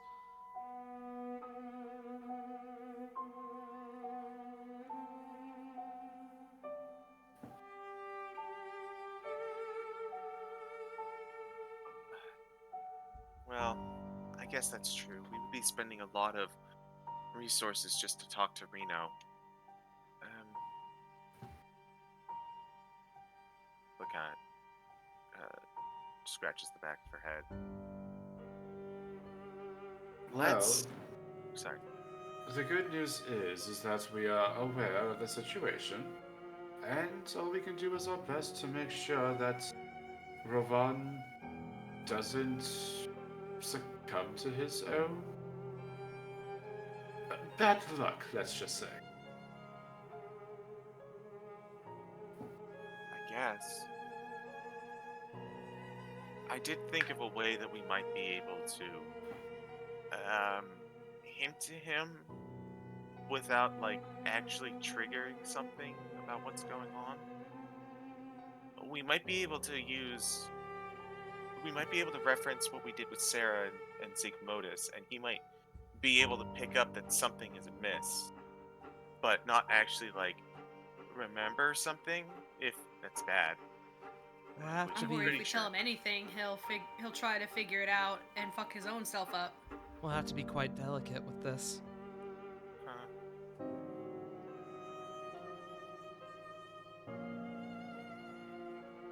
I think our next step is to talk to Lily and Sarah and get them up to speed then. I'm just saying, my other idea is still on the table.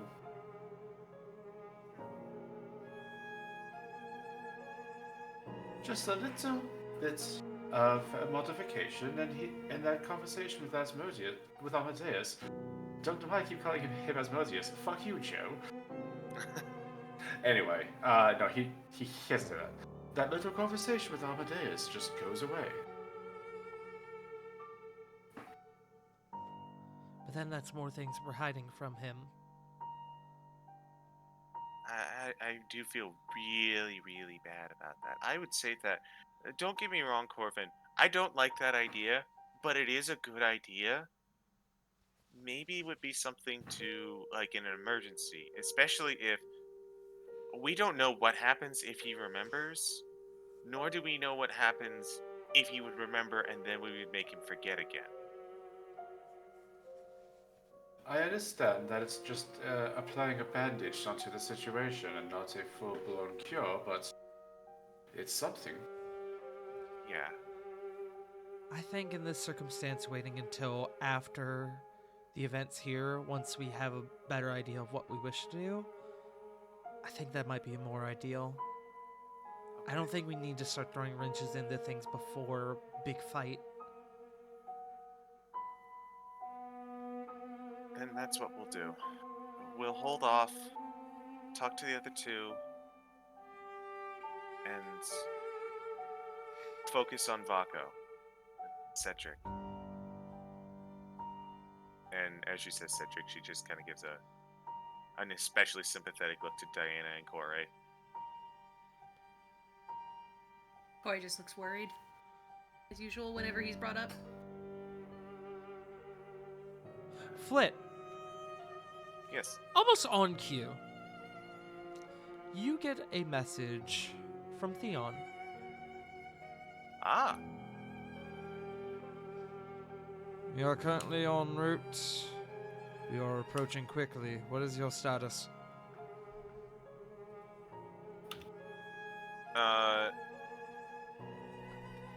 sabotage the bestiary today, currently in the mansion. Tired, but going fine. Do you still plan to return to us after your mission tomorrow? That's the idea. Alright then. We will prepare for you as such. We'll see you soon. See you soon. But we'll just kind of like blink a few times and says, "Oh, and Theon's been updated."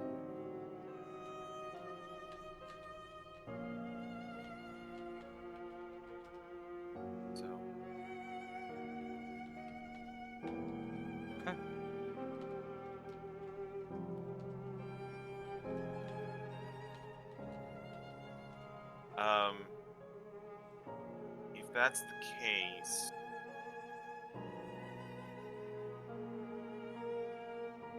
I'm fine with I'm fine with putting this on the back burner and talking to Lily and Sarah tomorrow, if that would be preferable. Yeah, absolutely. Okay.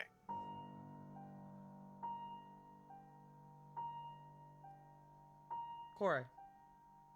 Oh god, I haven't come up with my note yet. Hold on. Okay. I'll come back. Lily. Did you have anything you wanted to do? In particular, no. Okay. Are you positive? Points gone. I can think of. You do hear there is a poker night. True. Lily's not about poker.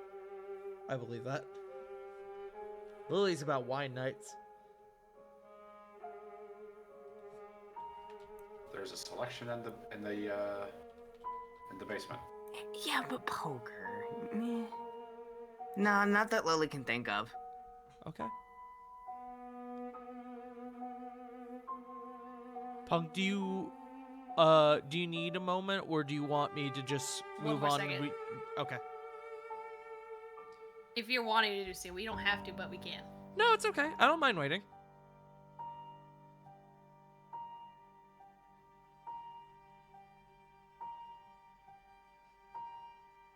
I do not mind. While I'm waiting on that, does anyone have any last minute things they want to do?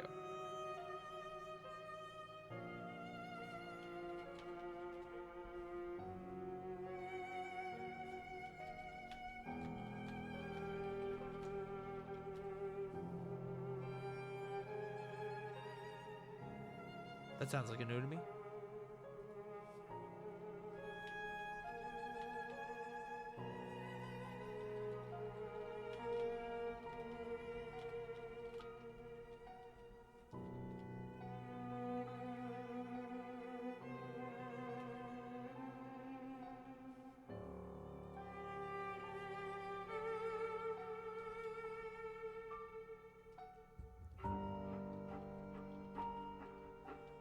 Seems like it. Yeah. Punk, Punk, do you need another moment? Counting words. Okay. Don't worry about word count for this. Just throw it at me. We'll waive the word count for this. All right.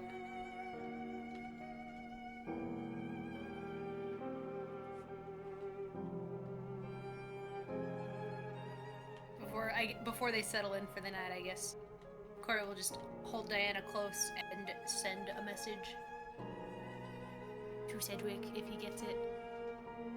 What does your message say? The armored fool will be silenced for good soon, but has fallen for now. The days until you are home may be arduous, but begin the countdown. Hell is coming for our enemies.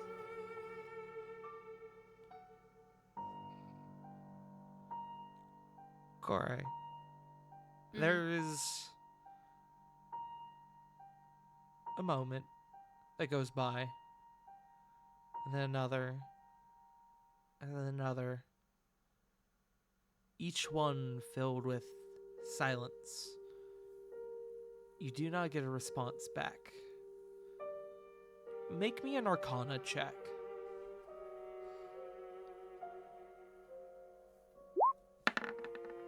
$13. You are unsure at this current juncture if it was a result of the message not being received or just not being able to be replied to. I wonder if he's even got it on him. They might have taken his shit from him. Who knows? I have a question. If you send messages to a stone, if you pick up the stone after a while, does it get a whole bunch of messages like a voicemail, or... So, the way I've ruled it is that the stone pings, and if you don't, if you don't grab it within 10 seconds, that the stone like pings almost like vibrate on a phone, and then you have 10 seconds to grab it and listen to it before it just plays. Mm-hmm. So if you're sending messages to a sending stone, if it's If you don't pick it up to listen to it, it'll play like a speakerphone. yep. Interesting. So if Cedric doesn't have his sending stone, but the messages are still being received by the sending stone, somebody could theoretically listen in. Yeah. Oh, that's all she'll try for now. She's really spooked to try anything else. Doesn't want to get him fucked up. Okay.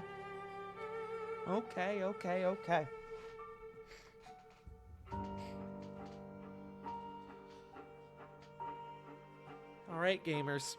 With that, after a very fight-filled day, an arduous day, a long day, you all finally bunk down for a long rest. And that is where we're going to take our break. Hooray! Good shit, y'all. As we come to the end of day 3. We'll be right back in just a few minutes where we are going to proceed with day 4. I thought I fixed this. Ignore what you see on screen, chat. Don't sue me. Don't sue me, Sony. We'll be right back. And with that, we are back. As we sort of return back to our session, I was told, Punk, you had something that you forgot to do that you want to do. Yeah. What would you like to do, dear friend? Commune. Commune. Okay. The gods. All right. You.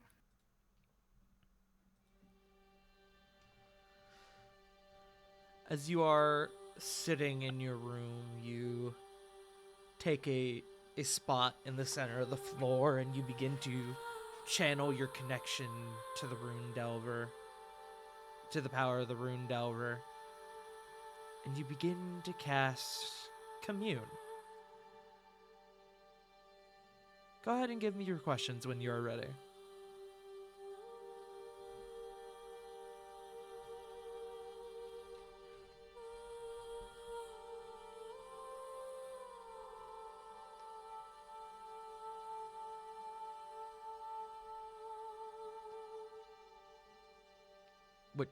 When you're ready.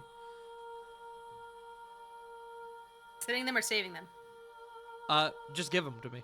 Yeah, just say them. Ah, I see. So, first question. Is Cedric's sending stone broken? Is Cedric's sending stone being held to listen in? And will sidestepping and being vague with Ravon about his situation have a negative outcome? Okay. Will it fuck us? For the first one, is it broken? No. Is someone using it to listen into communications? Yes. Will sidestepping... Give me just the last question one more time, just so I can make sure I answer it correctly. Will being vague, other what I'm calling sidestepping, with Ravon about his situation have a negative outcome? We're vague about it. Uncertain. Yeah. Or unclear, rather. Thank you. You are so welcome. With that,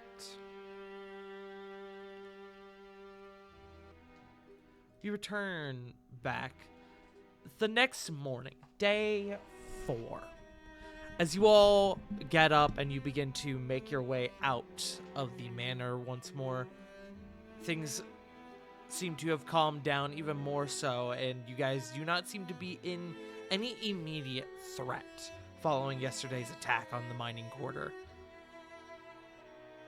Your group goes and relinks with Cage, Brisk, and Geshk once more. Alright, Now that we're all here, I presume that you all have another location you want to hit.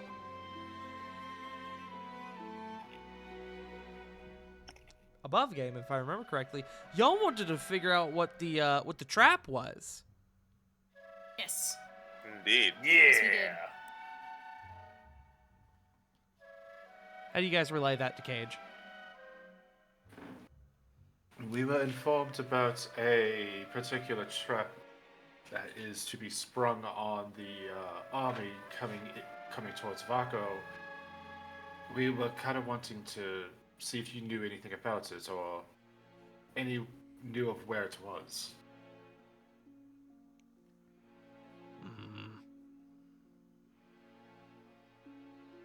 He sort of thinks for a few moments. Well, I don't know if there is a trap that Skull plans to implement upon the approaching Empire forces, but I know the best place where we can likely find information on it, if there is one. And, well, safe to say I'll have to go with you on this one. Any reason why? We're gonna break into my house. Castle see. Mornstead. And I'll give y'all the name of that.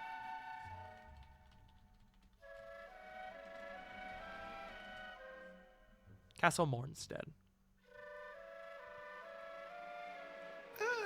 I got close.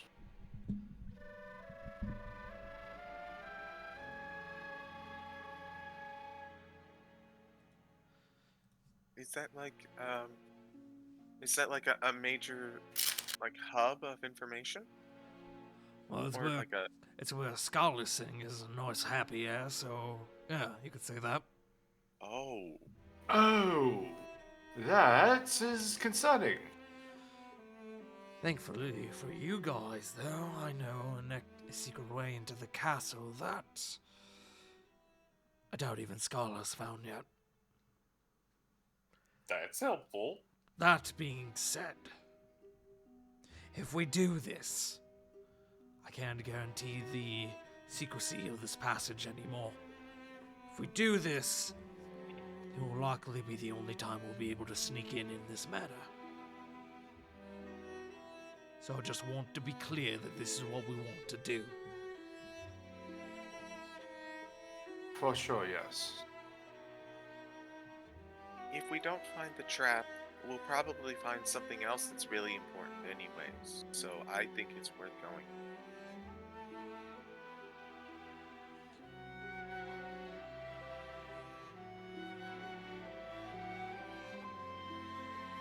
He nods.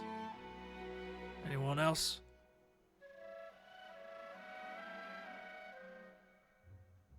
Alright then. Gesh, Brisk, you're in charge while I'm gone. Anything terrible happens, send Fangs. I'll get her to contact me. Gash speaks up. We do, boss. You all stay safe now.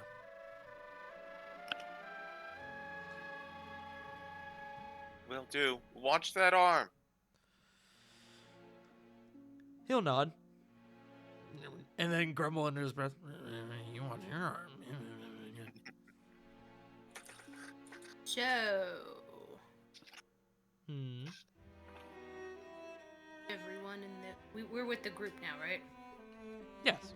You're all together. Hey guys. We had an idea. We had a feeling that this would be the case, but Cedric Stone is being espionaged on. Lovely. So how do you propose we mess with Skull now that we have a communication means of fucking with him?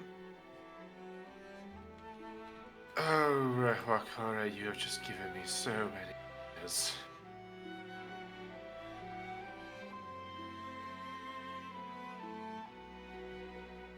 What to pick is the question. mean, obviously telling them, you know, not where we're going. I mean, yeah, what's to be boring about it? I was just thinking, I don't know. I'm maybe, gonna tell maybe- them I heard Skull had a small dick and wasn't going to pay them. Be like, you'll never believe this, Cedric. We are on two different wavelengths, and you know what? I'm going to keep my thoughts to myself. What were you gonna say? Very inappropriate things. I said he had a small dick, but I guess there are more inappropriate things to say.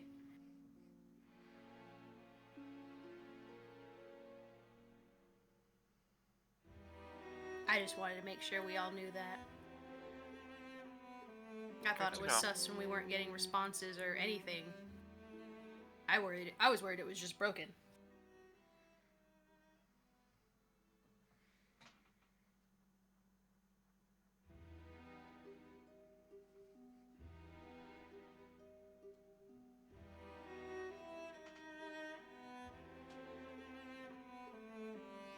Okay.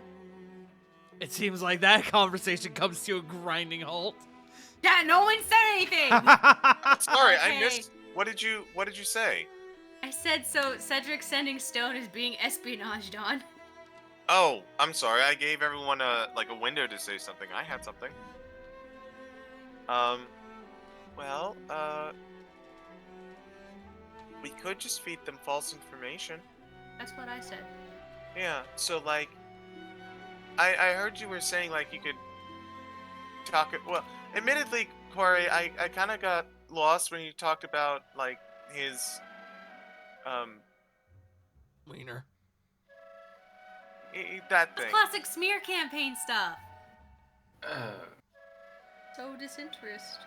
Yeah, but we could also be like, okay, Cedric, we're coming to get you. Be sure to be by the north That's what gate. I was which is- saying. Yeah. Yeah, Well, I'm we sorry, can I do that got too. distracted by Wiener. What? I'm gonna It tell was in the Reno on conversation. you. I got distracted. I'm gonna tell Reno you got distracted by another man. Wait, that's my man's. Wait a minute. Oh, that's Skull. Sorry. man, Moving on. Ramon's Moving looking on in absolute The horror and just going, DM is calling it. We're moving on. All right. Nothing Corbin's to idea. We see. guessed how prudish Skull is, though. We're moving on. No. pay no attention to the dog who's You currently had activating your the sensor. chance. the dog is currently has a hook staff, just dragging the scene. No. Wait. Corey literally grabbing onto the ground going, The dog has can't the leash go. now. Sorry, hey, no. I I found apo- a no man, no dog. No. apologize for dicking over the scene. Thanks. Alright, you're getting a little cocky there. Anyways, moving on. on. Balling any torture. So, moving on. So, Cage, much like before, is able to escort you guys through the city. You are able to... No checks will be provided as y'all have access to passive pass without trace, insane stealth rolls, as well as a guide in Cage.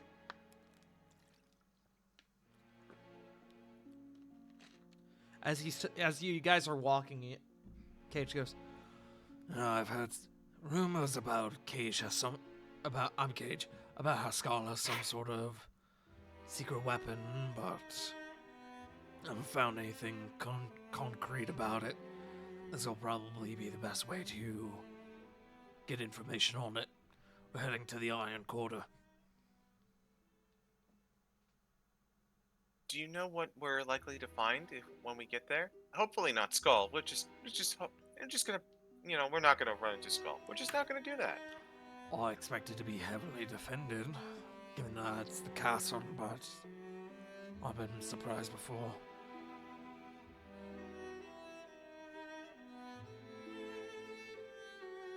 But we'll nod. Anything we should be on the lookout for in the castle? Like the structure of it? Anything else? I don't know, and I'm still not exactly sure what we're looking for yet. Plans? body of Shadow water entries. nearby? Bunch of dirt. Is it in semi-disrepair? Do we have stones we can work with? Potential choke points that we have to avoid. We're going to be Or could entering it otherwise through use? We're going to be entering through the bottom floor. Hopefully, we won't have to ascend too many areas of the castle. That's good to know. All right. I'll try my best to make sure that none of y'all lose your heads. Thank you.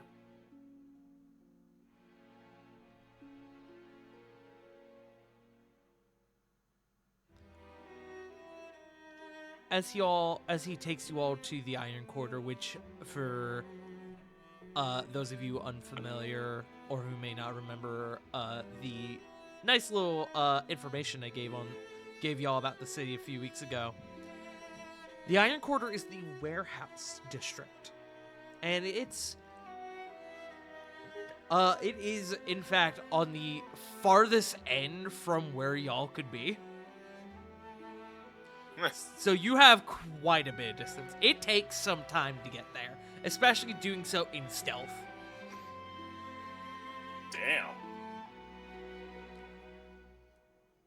But as you guys get there, you do notice that a lot of these warehouses are actually pretty well defended. You're thinking that most of them are likely stock storehouses for things like arms, munitions, weapons, armor. Pretty much anything you could find when fighting a war. But you guys are able to keep out of sight to the best of your ability, and Cage brings y'all to what appears to be a wall. The very edge wall of the Undercroft, at least on this side.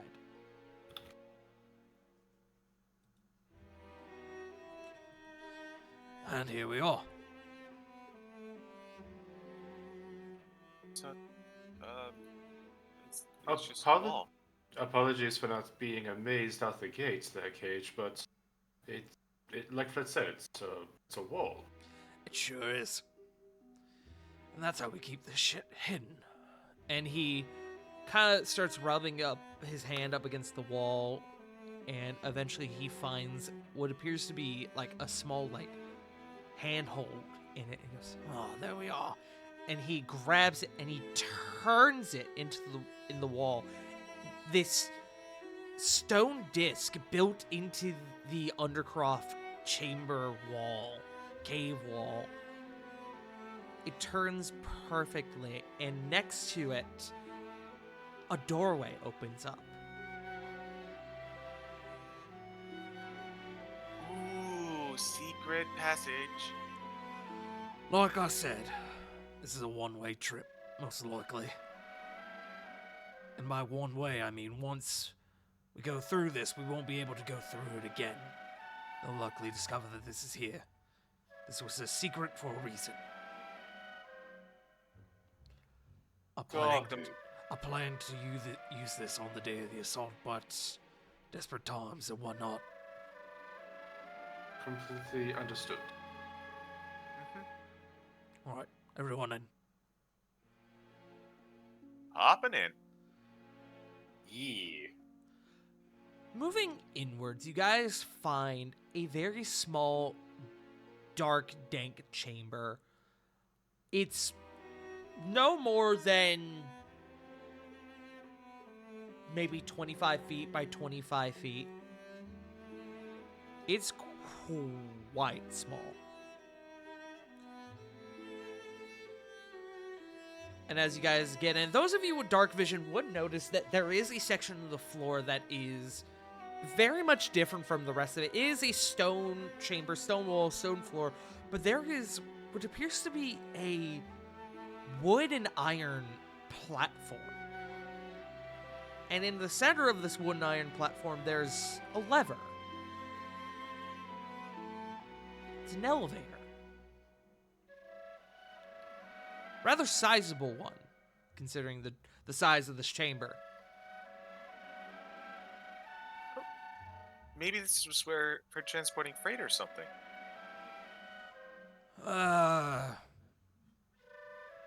Dad used to use this to transport his ale. But its main purpose was, in the event of an emergency, getting king, queen, whoever was in charge at the time, getting them out of the castle. Oh. But some were using it to get in the castle. Everybody on. As Cage steps into the center of this elevator and takes hold of the lever. Kind Sam? of cautiously, and nervously, Corbin just slowly just steps on it.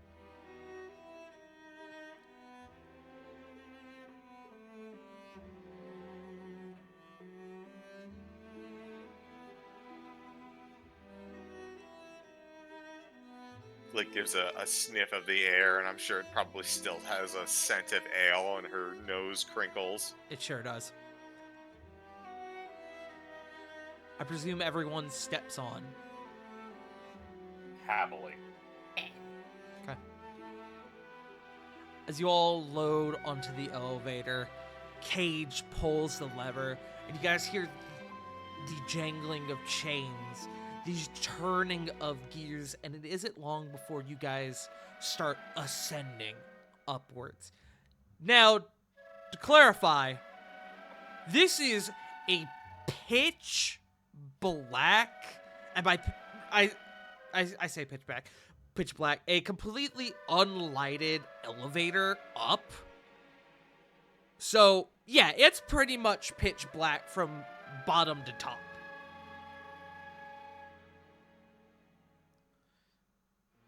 You guys, however, start ascending slowly, and you guys are going up quite a ways. This takes a few minutes. Probably upwards of 10, maybe a bit more. And then eventually the elevator slows and comes to a stop, an abrupt stop as it sort of whoosh, jangles in place for a moment as you guys can feel yourself dangling above the shaft. And in front of you, a small ladder that goes up to a hatch. And we are in.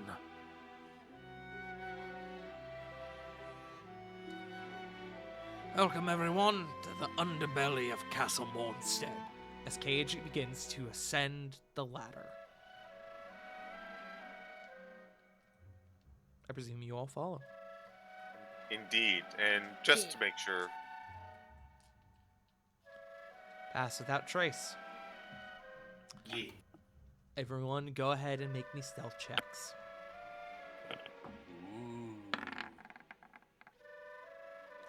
That's a 25. good roll from Cage. That's a 37 from Cage. dang, Damn. 32 total? Corbin has 25 as well. Sorry, my math was way off. 34 from Cage, but still, that's nothing to sneeze at. That's a 37 from Sarah. Yes, yes. 22 Ravon. 24 for Flit. Okay. I don't believe there's anyone here that got under a 20 due to the pass without trace. As you all one by one begin to ascend this up towards this hatch in the floor, you all enter out into a very small chamber, similar in size to the one that you found before. And I need to move us to our map. Note, Ooh. this map is about to be very dark. I suggest you zoom out to find your location. Oh boy. I got I see. the darkness. I see. It's like in the center. Like I said, you'll want to zoom out to find where your party is because everyone should have sight. Don't. I got nothing. I am see a current- square. Yep, just Yeah, dude, I'm currently You on just myself. want to see the square with your party. the, I Everyone don't see should. the party. there. We can't even see Just a any square. of our. Yeah, Black it's just square. one giant black square. Ah, I see. It changed my settings. Awesome. Hold on. Give me a second. Oh no, wait, there we Nope, go. I was gonna Right. say, if Yep. it helps, I see it. You- I see you what do? happened. Some of y'all's visions were not on. Whoopsie doodles. There I am. Welcome Hooray! to your first dungeon crawl with dynamic lighting. Oh, Hey, let's fuck. go. Oh shit. I need Holy shit. Go. I need 2 players for inspiration to be in control of Cage for the sake of moving around and Diana for the sake of moving around. Oh, my wife. Okay, Corey. I already have inspiration. I do too, but if no one else does, I'll get Cage. I don't, and I'm a slut for it. Okay. Alright, CG, I'm giving you control of Not. Cage. If everyone could just make sure you are able to move your tokens.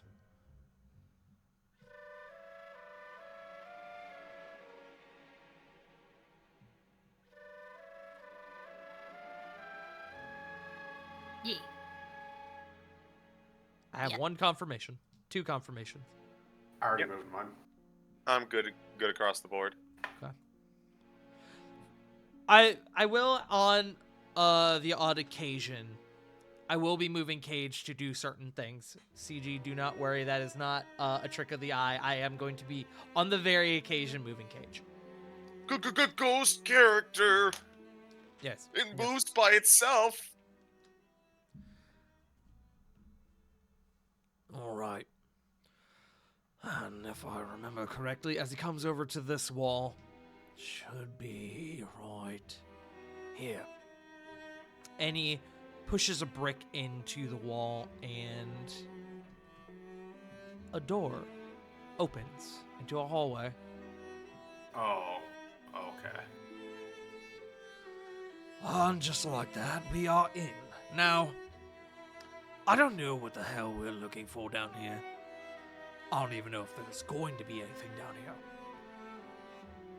So I will follow your lead.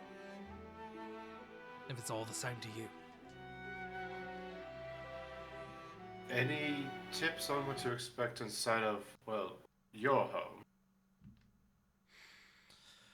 Well, from what I remember, nothing down here on this level was trapped.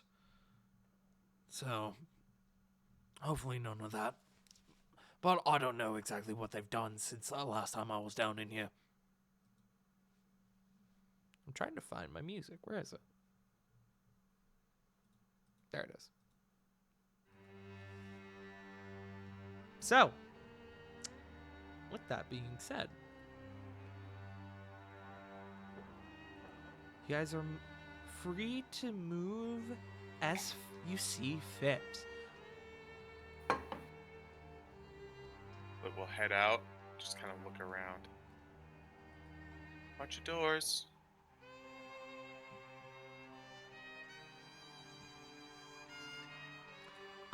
You should. Hold on. You should be. Oh, I see. Okay, hold on. I remember because I wasn't done messing with shit. Okay, everyone, just pause for like. Y'all can continue. Just know that I'm working on something in the Okay, background. gonna let Lily out. Sounds good. There we go. Let Lily out. Unleash the lily. Why are we saying let Lily out? I don't know. I know Flit was about to turn to Lily and Sarah and just like, you guys want to go ahead and scout? Joe, I do believe in this current moment you are going to have to take control of Sarah and Raven. Oh, I've already tested to see if I was able to move them. I was.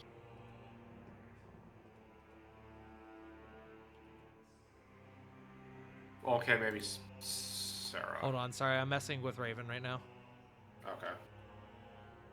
Okay. I've got try it now. right this second, Joe. I'll Mhm. say something if I need you to take them. Yeah. I am on standby.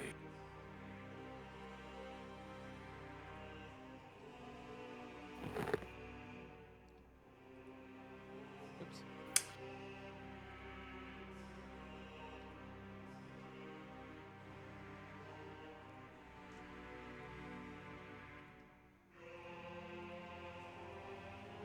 Also need to real quick. I need to do this.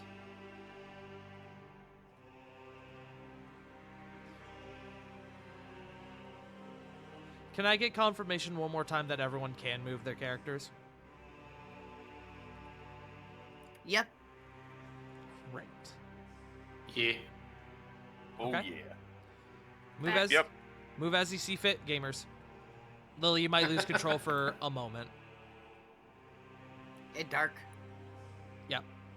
If you're losing your vision, it's because I'm messing with your shit. Okay. But it should only be gone for a few moments.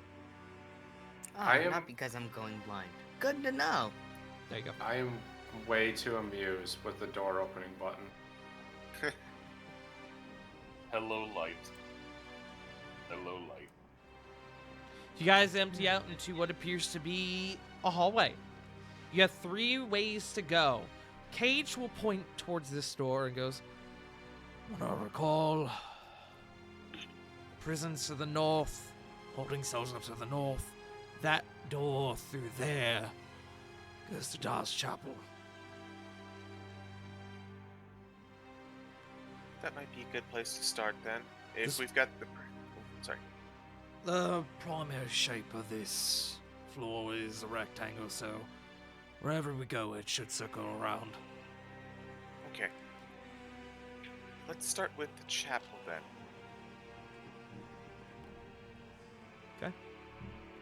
Corvin is checking for traps on the doorway. Investigation check. Come on. Come on. There we go. Sorry, my computer's wigging out on me.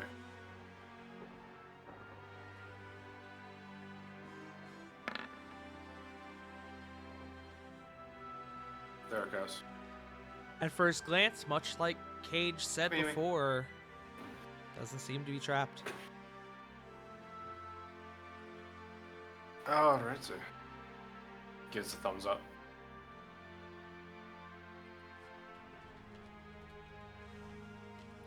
Does it? Okay. Well, did I click on that by accident? I clicked it. Oh. Just popping his head in and taking a look around, see. Here's a question. Do we want to be closing doors behind us? Oh, that's a good point. Probably be the smart idea.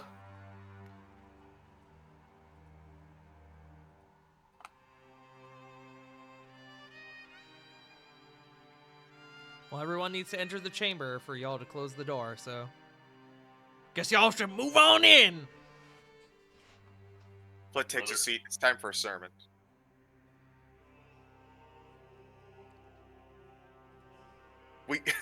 We brought the pastor with us. We brought the Pope. Yeah, literally brought the Pope. All right. Hey, hun, can you decipher any of this religious stuff? As you guys move in, the chapel is quite expansive given the small dank hallway of the that you were just in. You have what appears to be sets of pews, but this being this far down in the chapel, you can't imagine that this was a public place of worship. And at the end, there is an altar with a very large statue of what appears to be a dwarf wielding a hammer. And tall sets of curtains, one over here by this door, and the other, it looks like a bunch, or there are several sets way back here on this back wall, sort of providing like accents behind the statue. To the north, there is another hallway as well as an additional door. And I should mention that as you guys are moving through, this place is dark. There are very few lights. Anyone who doesn't have dark vision is having a little bit of trouble trying to see. It's not impossible, though, especially as your eyes begin to sort of tune into the darkness. But as Cage sort of wanders in. Da was a religious man. Me, not so much. He would sometimes sit here in silence for hours, praying to the great Forge Master. I wonder if you ever got to meet him. And Cage will make his way down to the altar here. Corin would follow. Yeah, Ravana will accompany too. As you guys we'll keep approach... Okay. Down that hallway, Fled, it appears to be 2 more doors. She's just gonna keep lookout while everyone's at the statue. Make me a perception check. Do you have dark vision? I do not. Disadvantage. Sorry, friend. So just straight. Unless you decide to light something up. No, she'll just keep going. 20.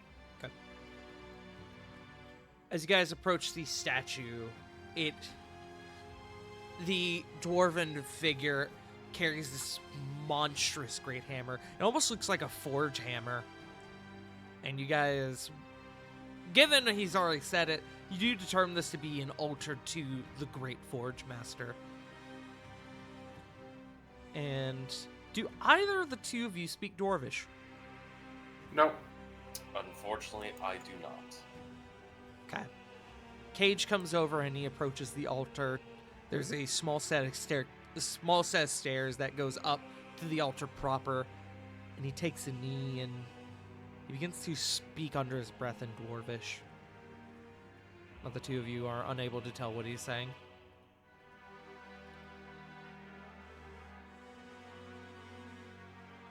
You guys are free to explore. Circle it. What's up? Circle it.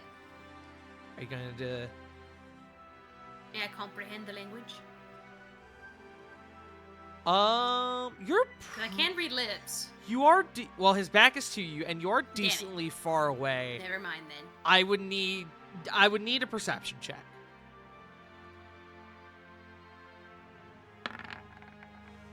Try. No, 7. No, unfortunately, you are unsure what he is saying.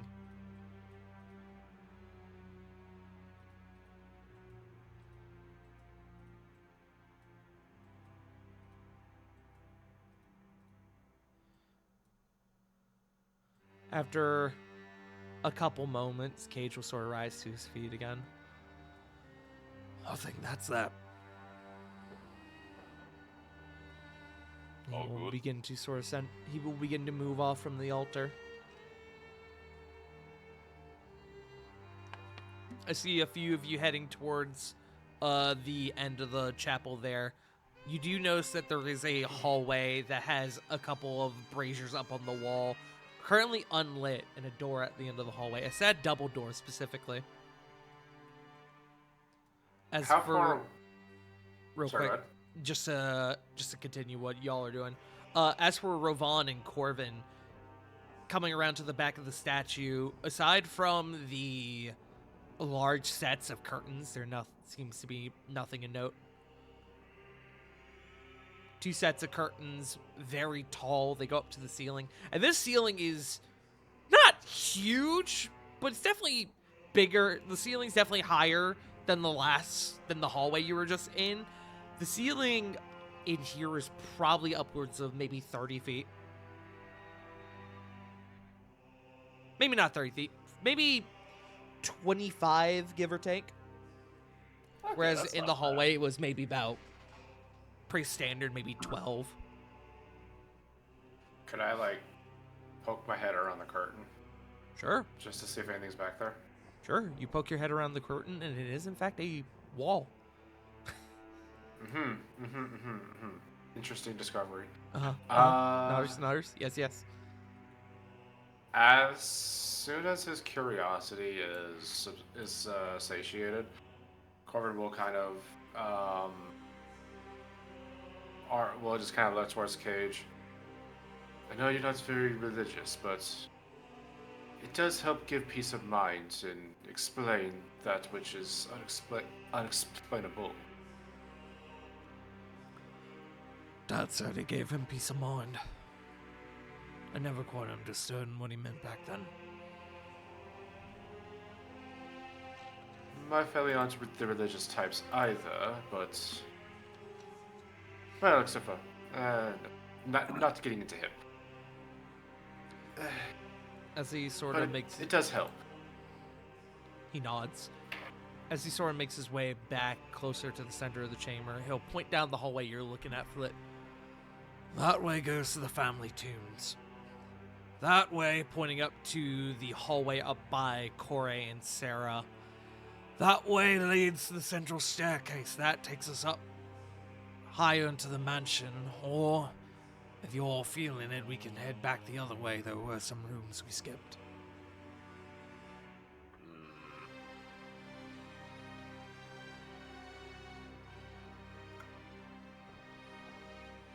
Flit kind of backs away, hearing that the tombs are this way, and is like, maybe check that as a last resort.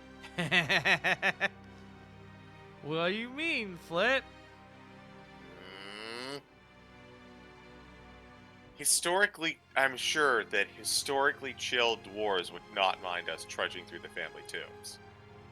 Cage, you actually see his gaze drift down that way, and there's a little look of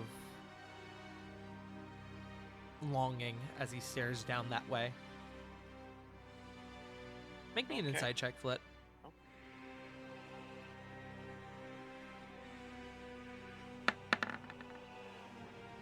Ah, 11.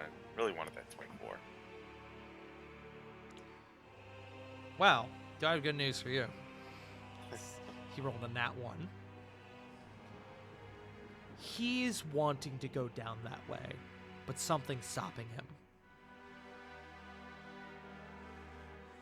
He wants to see the family tombs, but something is stopping him. Okay. Do the rest of us see that look? No, just Flit. As Flit has stupid high passive perception. Corey, I would give it to, but she's far away. 22, baby. What was your question, Flit? Are you okay? Just kind of catching that forlorn look. Just, wondering what the ancestors would think of me. It's nothing. This sort of tugs on his collar a bit, kind of adjusting his gambeson. I'm sure that you'll have a chance to make your plea once we kick Skull out of here. He nods. Also, Flit, with that previous insight check, he's lying. Oh? It's definitely more than he's letting on. Mm-hmm.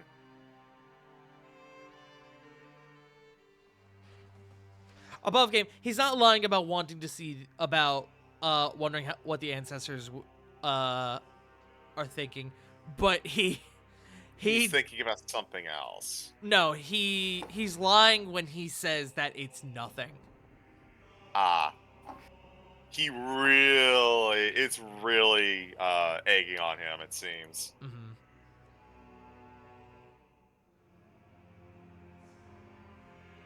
Would this be out of earshot? I'd say no. I'd say you could probably hear it, Corbin. Okay. Because not really trying to yell down the hallway and alert their position. Before checking out the northern area, he'll look towards Cage and say, I mean, if you think about it, you're doing everything you can to protect your home. I'm sure they would be very happy with you and proud as he just kind of mindlessly walks towards the northern area.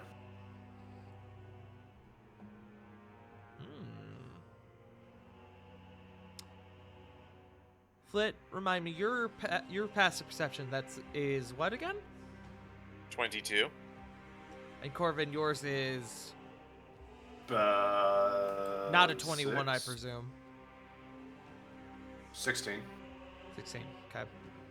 Flit, you just barely hear Cage under his breath go, "You'd think." Just barely under his breath. Someone's got some skeletons in this family too. Smiles. Above game, he rolled stealth. He got 21, so I had to double check. Maybe. You can go ahead and put that in the old brain folder hole? of things to think about later. Yep. What? Cage has offered you 3 ways at present to go, gang. Where do you wish to go? Where do you wish to hang out here in the chapel? Maybe become the cool kids, the cool church kids. Maybe start a youth group. I'm gonna be in the choir. Bible buddies.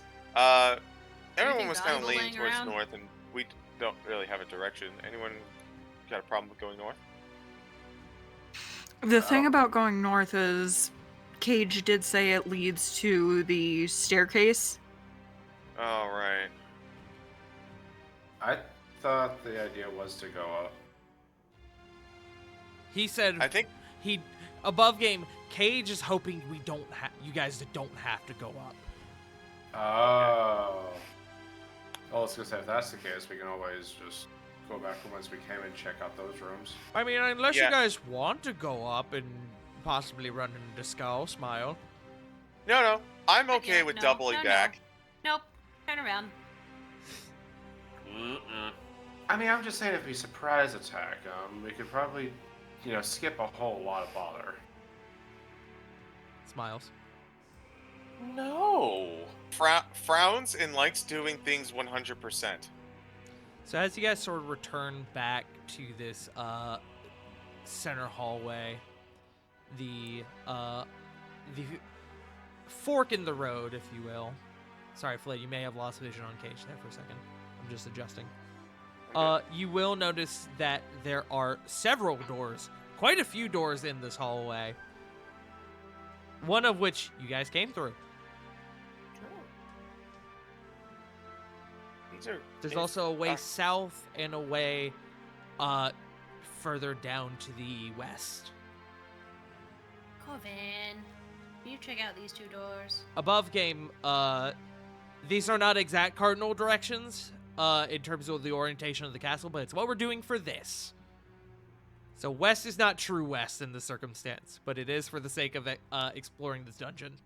Mm-hmm. Okay. I believe Cora wanted to check out these 2 doors. Yes. Yeah. I don't have shit for finding traps. Sorry. Cage will sort of gesture at the 2 doors. Well, one of them's a bathroom if you gotta go. The other's my father's reading room. Welcome Anyone to gotta explore if you think they matter. What'd you say, Corey? Anyone gotta go? Please let the one I am by be the reading room. Check for traps. 26. No. Once again, as Cage mentioned before, doesn't seem to be any, doesn't seem to be trapped. Which one was the reading room, the north or the south? Oh, sorry, the north. Just gonna open and peer on it. Do a quick look-see-do.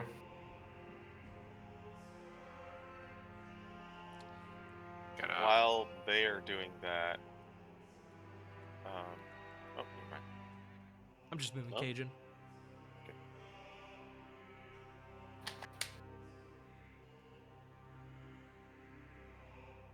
What are you doing, Flit? So Flit just kind of gonna come around, notice that the door here connects to the one there, put two and two together, look the same for down south for the bathroom. She's going to start peering down the this left hallway, and she's just gonna scan for anything out of the ordinary while everyone is doing that, and she'll also probably head down south and do the same thing. Sure, make me investigation checks. Are you specifically looking for traps? Traps or anything out of the ordinary. Okay. I'll say investigation then. While you're rolling those, I'm trying to find. Where did I put this? Ah, there we go. Nothing too interesting in this room, I'm afraid. Don liked to come in here and read during quiet nights. Not that he would ever admit to anyone that he was a sucker for a love story. Nothing wrong with it. No, I mean, truth be told, some of the best stories are those of romance. As he's gonna try and peer through the collection, see if there's like anything military based. There are a few books written by history's greatest generals. You also notice, much like Cage mentioned, a lot of romance novels, and more specifically, a lot of novels written by Valak Wayron, which is a name you have seen before. Yeah, that's the smut guy, yeah? That sure Yeah. is the smut I guy. have him in my notes, yeah. Smut man. Yeah, Diana grabbed a couple of his stuff. Diana from out the hall. What now?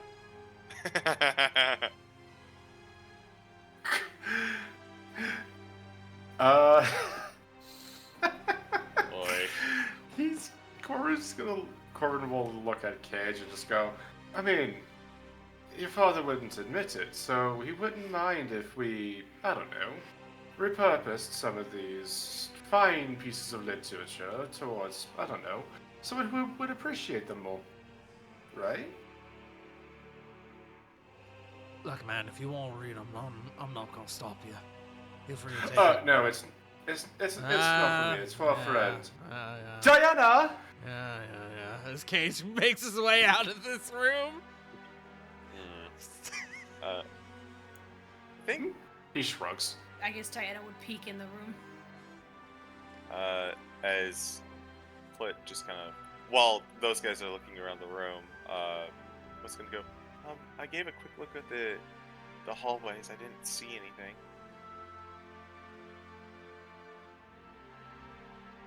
Just a quick thing, Corbin will just kind of point out where the Valix pieces are. Just to see if anything perks her interests. Diana goes and looks at it and goes, "This is a very fine collection. Oh my gosh, there are some first editions in here. Nope, this is not the time for this." And Diana's gonna scurry out of the room. First editions. Who? My collection. Your dad was a super fan. He was Sultan. Cage kind of calls from the hallway. Sarah just in the background. They're first edition. Take them anyway. Guys, We okay. should probably ask Cage if we gonna take his dad's books. He said yes. Oh, Diana had free reign. I agree with Flynn. Let's focus up. We don't know who else is down here. I'm There's at least frankly surprised we haven't seen anyone yet. Don't You know that? say that. You just said it. Why'd you have to say that? It's worth noting I still have passed Now out I a have to trace. slit someone's throat. Oh, hello. As you guys move down this way, you do appear to come across another metaphorical and literal fork in the road. Gage? Where do these places lead us? Each direction? Left would be to the prison, the holding cells. North is... Well, north was kinda just a room. Right, though. And he kind of Think the scurries prison up... would have any allies? Undoubtful. But as he kind of scurries up along, he notices that the door on the right is open. And more specifically, broken. He goes, no. As What? Cage bursts into this room. Running after Cage. Oh, holy shit, Oh. this is a mess. Ooh. What did it finds? Entering this room, you guys notice that what might have been an office or something, you're not entirely sure, but this room or whatever it was has been completely ravaged. There are cinders from what was probably a fire, broken glass and planks of wood from maybe a bookshelf, a vase. It's hard to tell.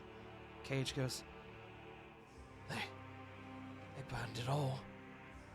They couldn't use it, so they fucking burned it, the bastards! What was it? This room was everything to my mother.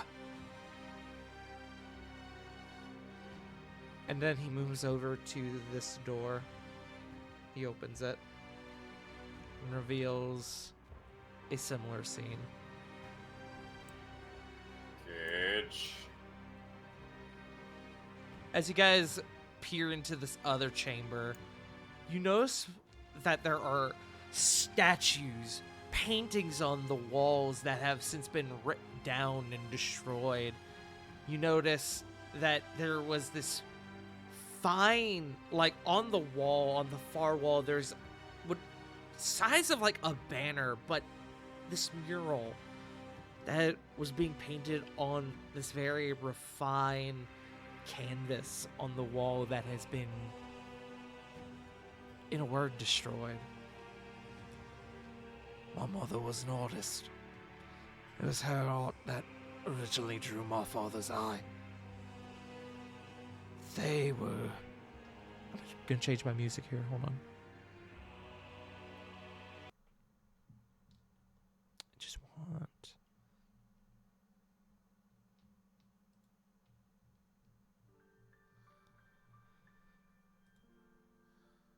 Who remembers this track? My mother was an artist. It was her art that originally drew my father's eye.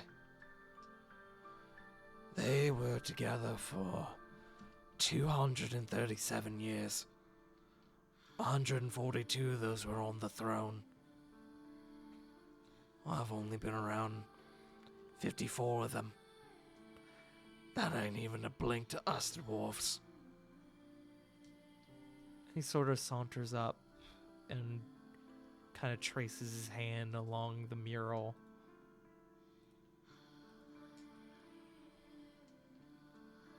I never did figure out what this piece was meant to be. Ma called it her greatest work. Now, I guess I'll never know. I'm sorry, Ma. I should have been there. I should have saved you both. As he sort of punches the wall lightly, seemingly defeated.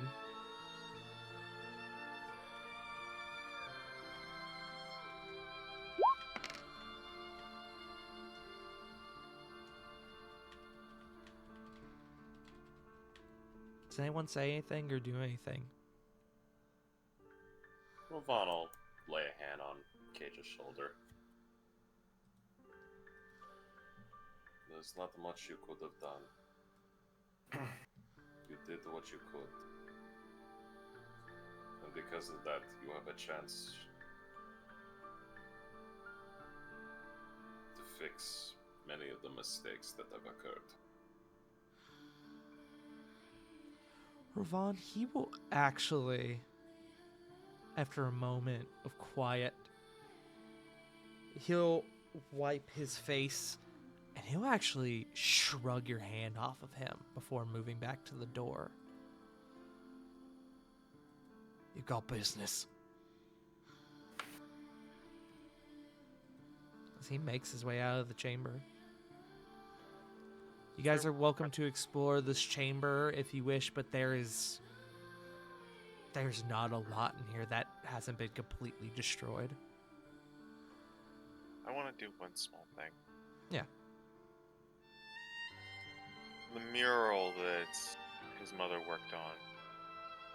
As Cage leaves, Foot will look at it and whatever she can do, probably not a lot, but she'd like to cast Mending on it and restore a little bit of the damage. You do restore some of the damage, and you do find that this mural could likely be restored, but it would take time. It is very sizable. It takes up almost the entirety of this back wall. You could potentially do it, but that is time you guys do not presently have. Foot will nod and just kind of look. Just another thing that Cage be able to fix up when we get Skull out of here and out of his hair.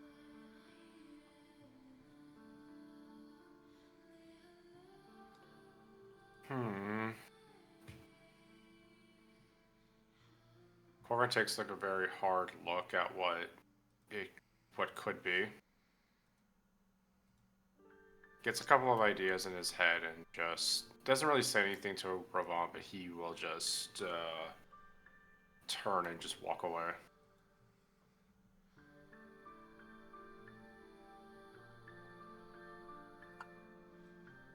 Ravon will just shake his head, returning back to the fold. My apologies for the diversion. Let's get out of here. This Cage rather swiftly exits back out into the hallway.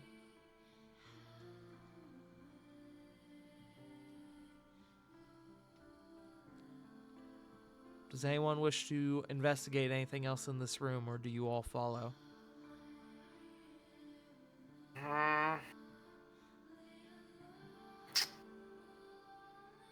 Could with an I guess with an investigation, would Corbin be able to tell if this was just destroyed for the sake of it, or was it with purpose? Investigation. Maybe insight. No. I'd Corey, help actually for argue insight. Can Corey help with him for advantage or the other way around? Yeah, I'd allow it. I think you get higher, right? I don't know. Yeah. I'm looking at your jack of trades. No, it's more than just Jack of all trades. Yeah. Bleh. 30. Again, You I'm gonna changed to say insight. it's insight. I changed it to insight. Sorry. Oh. my Vibe bad. check. I will You're good. keep the 16 on It's the die. sti- Just tell me I what was the gonna say modifier is. it's still a 20. It's a 28. Okay. It seems not to by be much. just exactly like Cage said. This wasn't intentional. They couldn't use it, so they burned it. They destroyed it. There was no need for it. And when they broke it down and realized they couldn't harvest the raw materials out from it, they just left it. Both Diana and Corey would just kind of see a look of annoyance, as well as, sorry, I'm trying to find the word right now. Mostly like he isn't taking it personally, but he's as an artist, he definitely sees the frustration that Cage sees. Granted, his is a lot more sentimental, and he'll just walk out.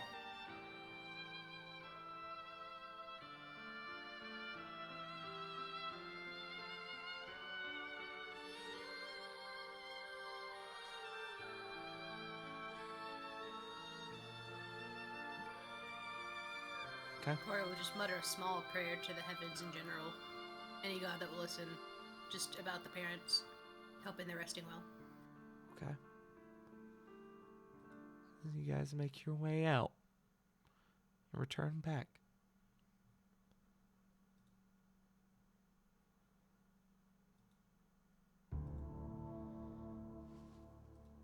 You guys still have plenty of castle, plenty of floor left to discover.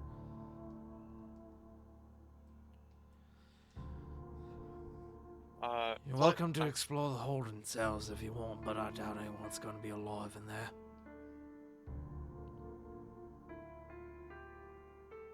What are you going to say, Flit? Sorry. No, Flit was just thinking, like, probably not, but I don't know. Maybe if we get confounded, we can double back. I thought there might be someone we could talk to in there, or maybe find. Who knows? I just wanted to check. He'll offer the way forward.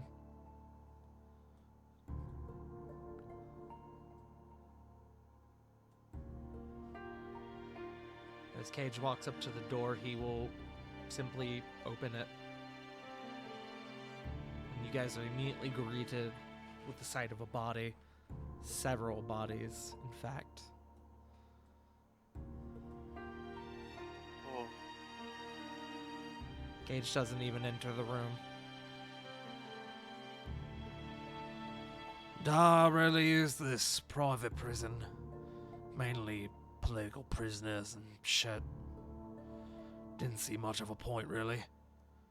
Hell, he would sometimes sleep down here when he was too drunk to find his way back upstairs.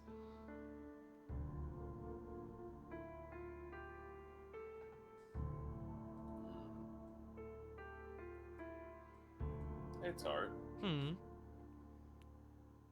Looking at these bodies, would we be able to see, like, marks of military or nobility or something on them?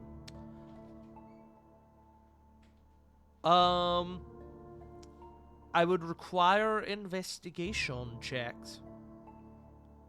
Okay. So, in order, the bodies in here, there is an elven gentleman. There is a triton. So, hold on. Elven gentleman, triton, a human, and a lizard folk. All of them seem like they've been dead for quite some time.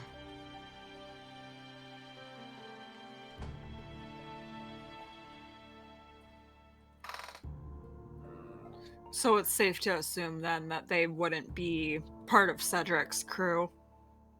It would be safe to assume that, yes.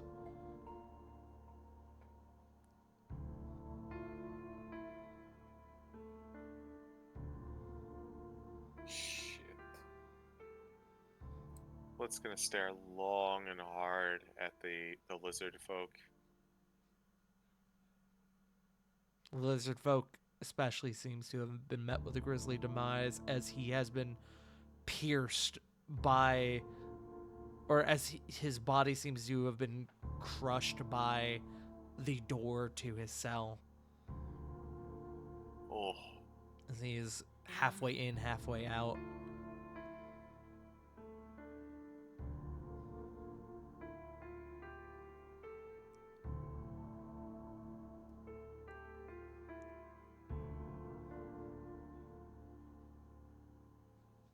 But yes, if kind of touching on what Ravon said earlier, for signs of nobility or rank, military or otherwise, I would require an investigation check. Okay.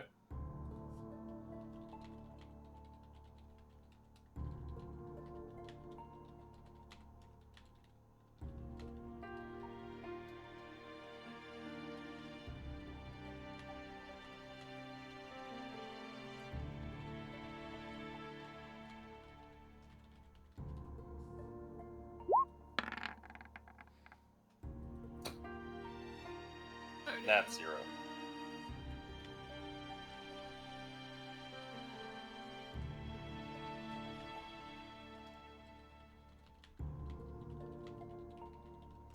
You have no idea. You can't even get in, Rovan.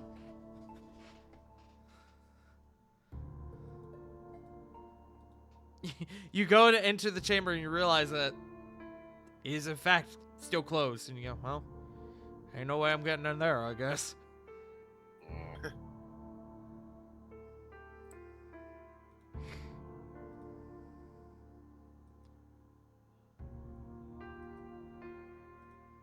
I think Flit would have had more than enough after seeing the lizard folk and dip on out.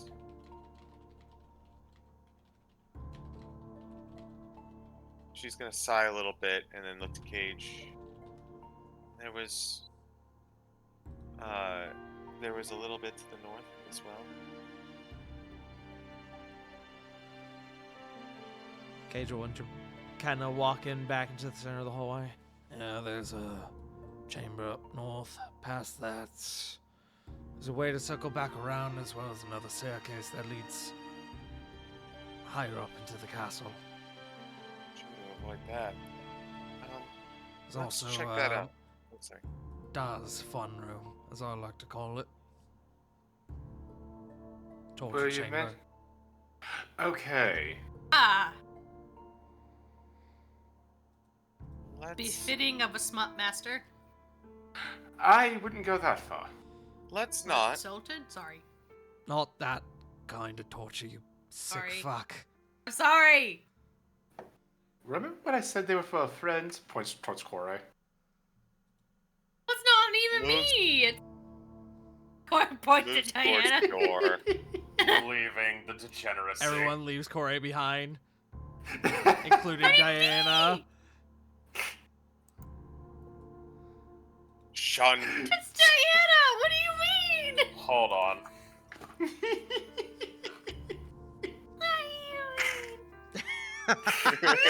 She's crying. All I heard was, "Why are you mean?" And No. I lost. What do you mean? That's all I can hear Diana say in my head. Sharon's like, What Inside, do we see ahead of us? inside this room, you see what appears to be a large carpet in the center of the floor, and 4 tall columns with what appear to be gargoyles on top of them. Da was looking to expand this chamber, add some extra rooms from here. You know, but he never got the chance to do so.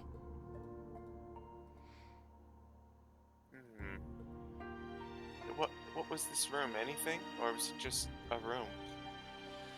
Just a room. Now, again, was planning to expand upon it, add rooms to another hallway, but until then, it was just this. Some pillars, gargoyles. I think he had this room for ambiance. Oh, styling. I can respect that. Flit to the north, you'll notice 3 more doors. Cage will kind of come up beside you. Door at the end of the hall was the torture chamber. Probably not much to find there. Dad never liked using that room. He always thought folks deserved better than to be abused and maimed for info. He'd rather share a drink with them, and he'd rather share a drink and kill them with kindness. But, he was a ruler, and rulers sometimes needed to do what was necessary, regardless of how hard it was. On the left, you've got another stairwell that goes up to the next floor. On the right, we have, it leads to a bit of a antechamber. That's a way to... If we don't go back around, that would be our way to get to the other half of the mansion. Other half of this floor. That should we decide not to go into the catacombs. The family crypt.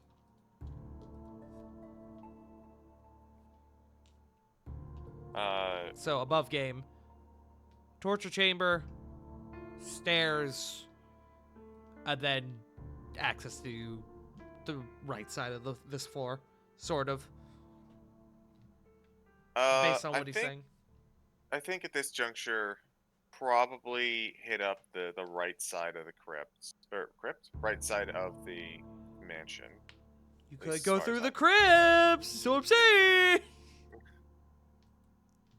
We already destroyed this man mentally earlier. Let's give him a little bit of a break. Let's not drag him down Lost Lane. Okay. Flit, do you open this door? I think Flit would open this door. Yes. Okay, you may proceed. As you open up this door, move into this chamber. It is a more sizable hallway. There's another door at the end, and there are 3 large sets of curtains in this room. One that actually drapes over the doorway from this hallway into the larger room. And inside, you see a number of sets of what appear to be ceremonial armor, all dwarven size, and then in the corner 2. You mistake them for pieces of armor, suits of armor at first, but they actually appear to be statues.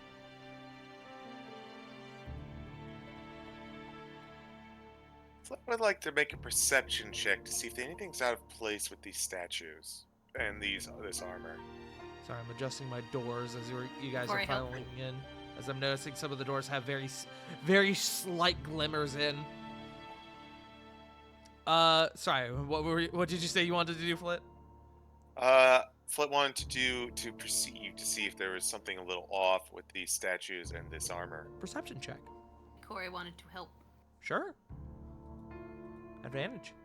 Or Corey, if you I want to have- roll a new one. So I have 23. Go ahead and take a new one because I already get advantage. Roll one, Corey. 12. Nothing seems to be off about the statues, but Flit, you hear voices. On the other side of this door, Flit immediately puts her finger up to her lips, points at the door, and makes a gesture like people talking. Cage immediately begins to draw his dagger, and I'm going to change our music. Let's see.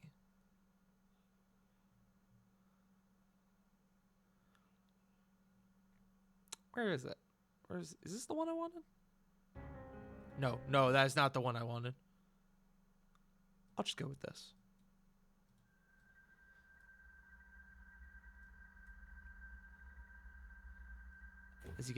As the rest of you begin to tune into these voices, they're not quiet.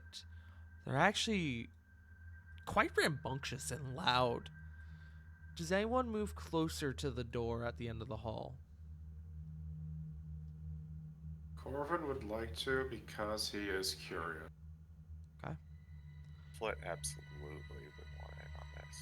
Anyone who moves up to the door, make me a perception check. Flit, I'll let your 23 ride. Okay. Can I stealth my way over there? We are still using the stealth from earlier. Okay. Okay. Perception. Yes. 24. 24.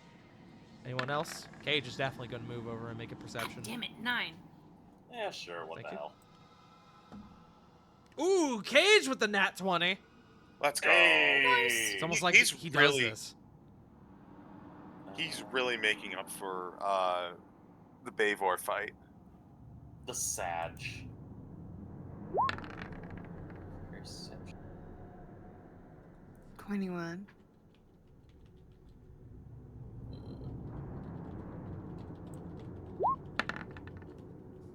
16.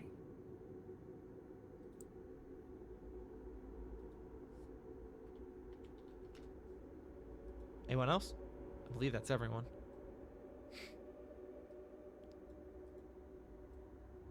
Okay. As you all begin to listen in, Corey, you have a hard time hearing with Rovan breathing down your neck. But you hear the group of you hear deep voices, and they carry. Why are we down here doing guard duty? We should be up there fighting, or down below culling the rebels. And then that voice is followed by a similar stature, but it's calmer, more controlled. Skal has deemed this place priority enough to demand guardianship. Thus we shall do so. Ugh. Another voice rings out, different from the previous two. Oh, Skal. He kills one measly dwarf and suddenly his word is law. Another separate voice. With respect, Yarus. I'll give you spelling on that.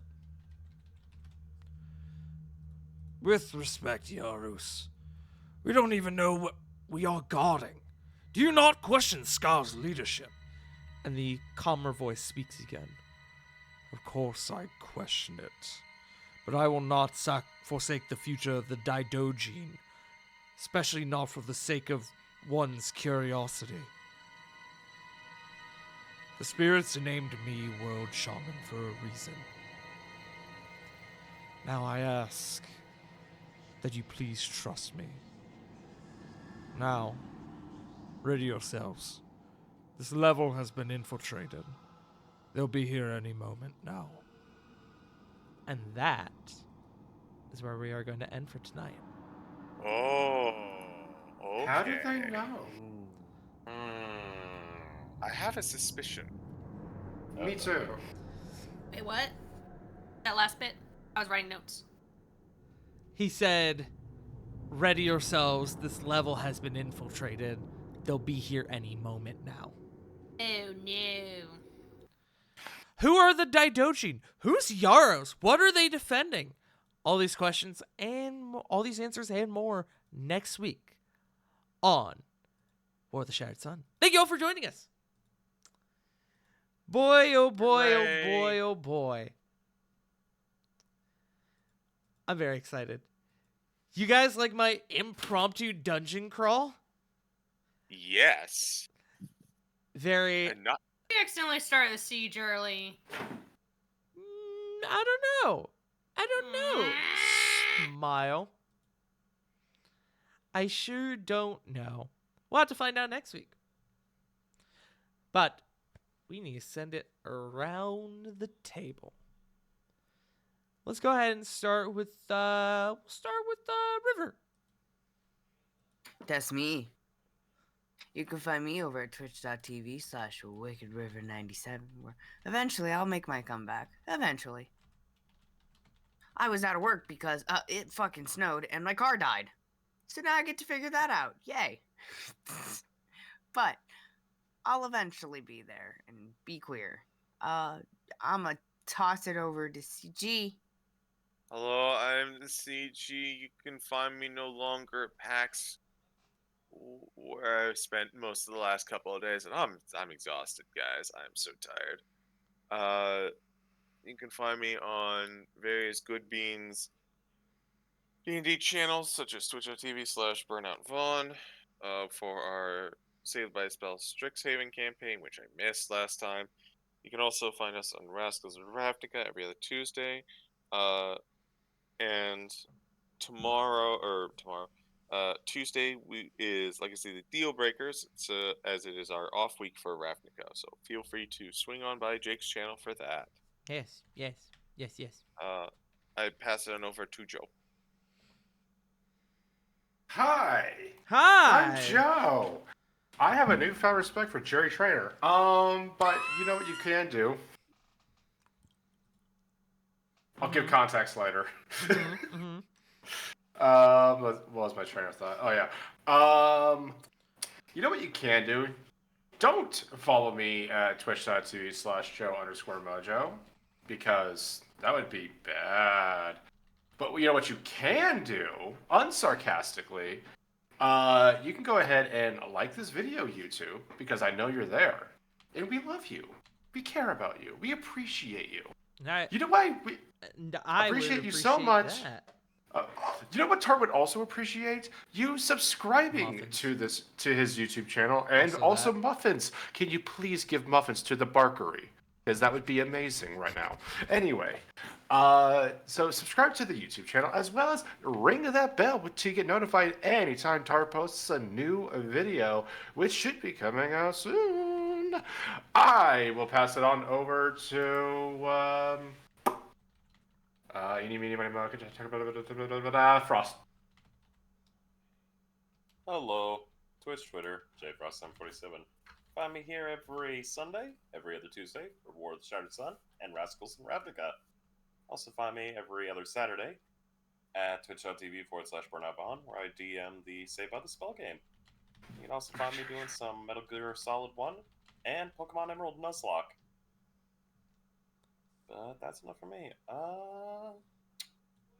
Bunkles. You all can find me on Twitch, Blue Sky, Instagram. That's mostly where I'm active, although it's mostly Instagram, believe it or not.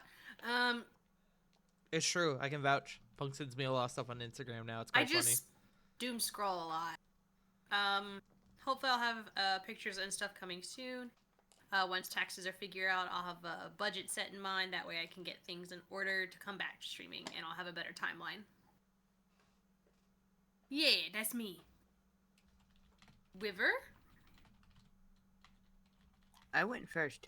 Yeah. So raw.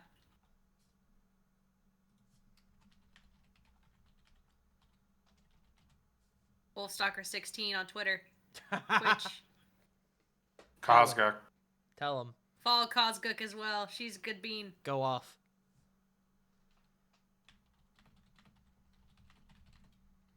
Tart. We still have other people who haven't gone. CG. CG already wins. Who hasn't? Tar! And I Frost. said that. He I said know that. you did. Frost hasn't gone. Yes, he has. I had. He did. Oh, he he did gave go. the I stick to literally me. passed it to Bond. No, you're right. You're right. I forgot. I forgot that J Frost did go. Sorry. Sorry. We're all doing that. Tart handed me back the We're all brain doing cell. clown shoes tonight. Tart handed me back the brain cell as soon as he saw session was over. okay. Yeah, the moment the session ended, I went. You can have this, punk. My eyes went two different directions and I started drooling. You lizard blinked. Just one eye to the other. Hello, guys, gals, and non-binary pals. My name is Foreign Tart. I am a variety Doge tuber. I do D&D, I do variety games, and who boy, this dungeon this party is in, I put together by hand. It's my first completely custom created dungeon that wasn't the use of basic ass assets. I went in and put this shit. I spent hours putting this shit together, and I'm so excited my party is going on through it. They're going on through. They're going on through. Can you tell I'm excited? Yeah. I put a lot of work into this, and I'm glad my party seems to be enjoying it. So, Very much so. yes. So, we will be back next week with another episode of War of the Shattered Sun. As for this week, we have preemptively canceled the Halo 3 thing for tomorrow. Sage recently had his Discord and his Twitch accounts hacked. He's gotten them back and is currently in the process of fixing shit, but he is currently in emergency overdrive. So we have, for the sake of that, preemptively canceled tomorrow. So next Monday, we'll be back to finish Halo 3 with the boys. But as for... I just saw that thing, River. But as for the rest of this week, Tuesday, we have Legacy of the Deal Breakers. Wednesday, we have Bears of the Torch. We should, I think. I believe it's an odd week. Thursday, I'm going to... Thursday or Friday, I'm going to jump back into Pokemon. I meant to do it this weekend, and you know what happened? My internet went out on Thursday night. Randomly. That was really fun. To the point where they had to get a technician to come out and fix it. And I mean, like, they had to go onto the outside of our house and fix, like, our connection to the network. So That was fun. But once they got out here, it was super quick, super easy. It was just a frustrating night because, of course, I came home after a long day and was like, I'm going to chill out. I'm going to fucking watch my soaps. And then the internet went out after 10 minutes. I went, fuck! So, yeah. So, going to be getting back into the Pokemon Infinite Fusion Chaos Randomizer Nuzlocke this week, as I intended to do this weekend. But yeah. Last matter of business, we need to find someone to raid.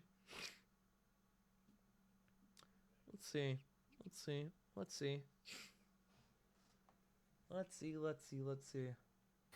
I currently have a Jekyll's. Everyone else has like 20 people and up. Yeah, we can raid Jiggles. There's nothing wrong with raiding Jake. Yeah, I was gonna hold off just because we Handsome. raided him the past 2 weeks. Yeah. But I'm not seeing a lot of people either. So we will go raid the goon.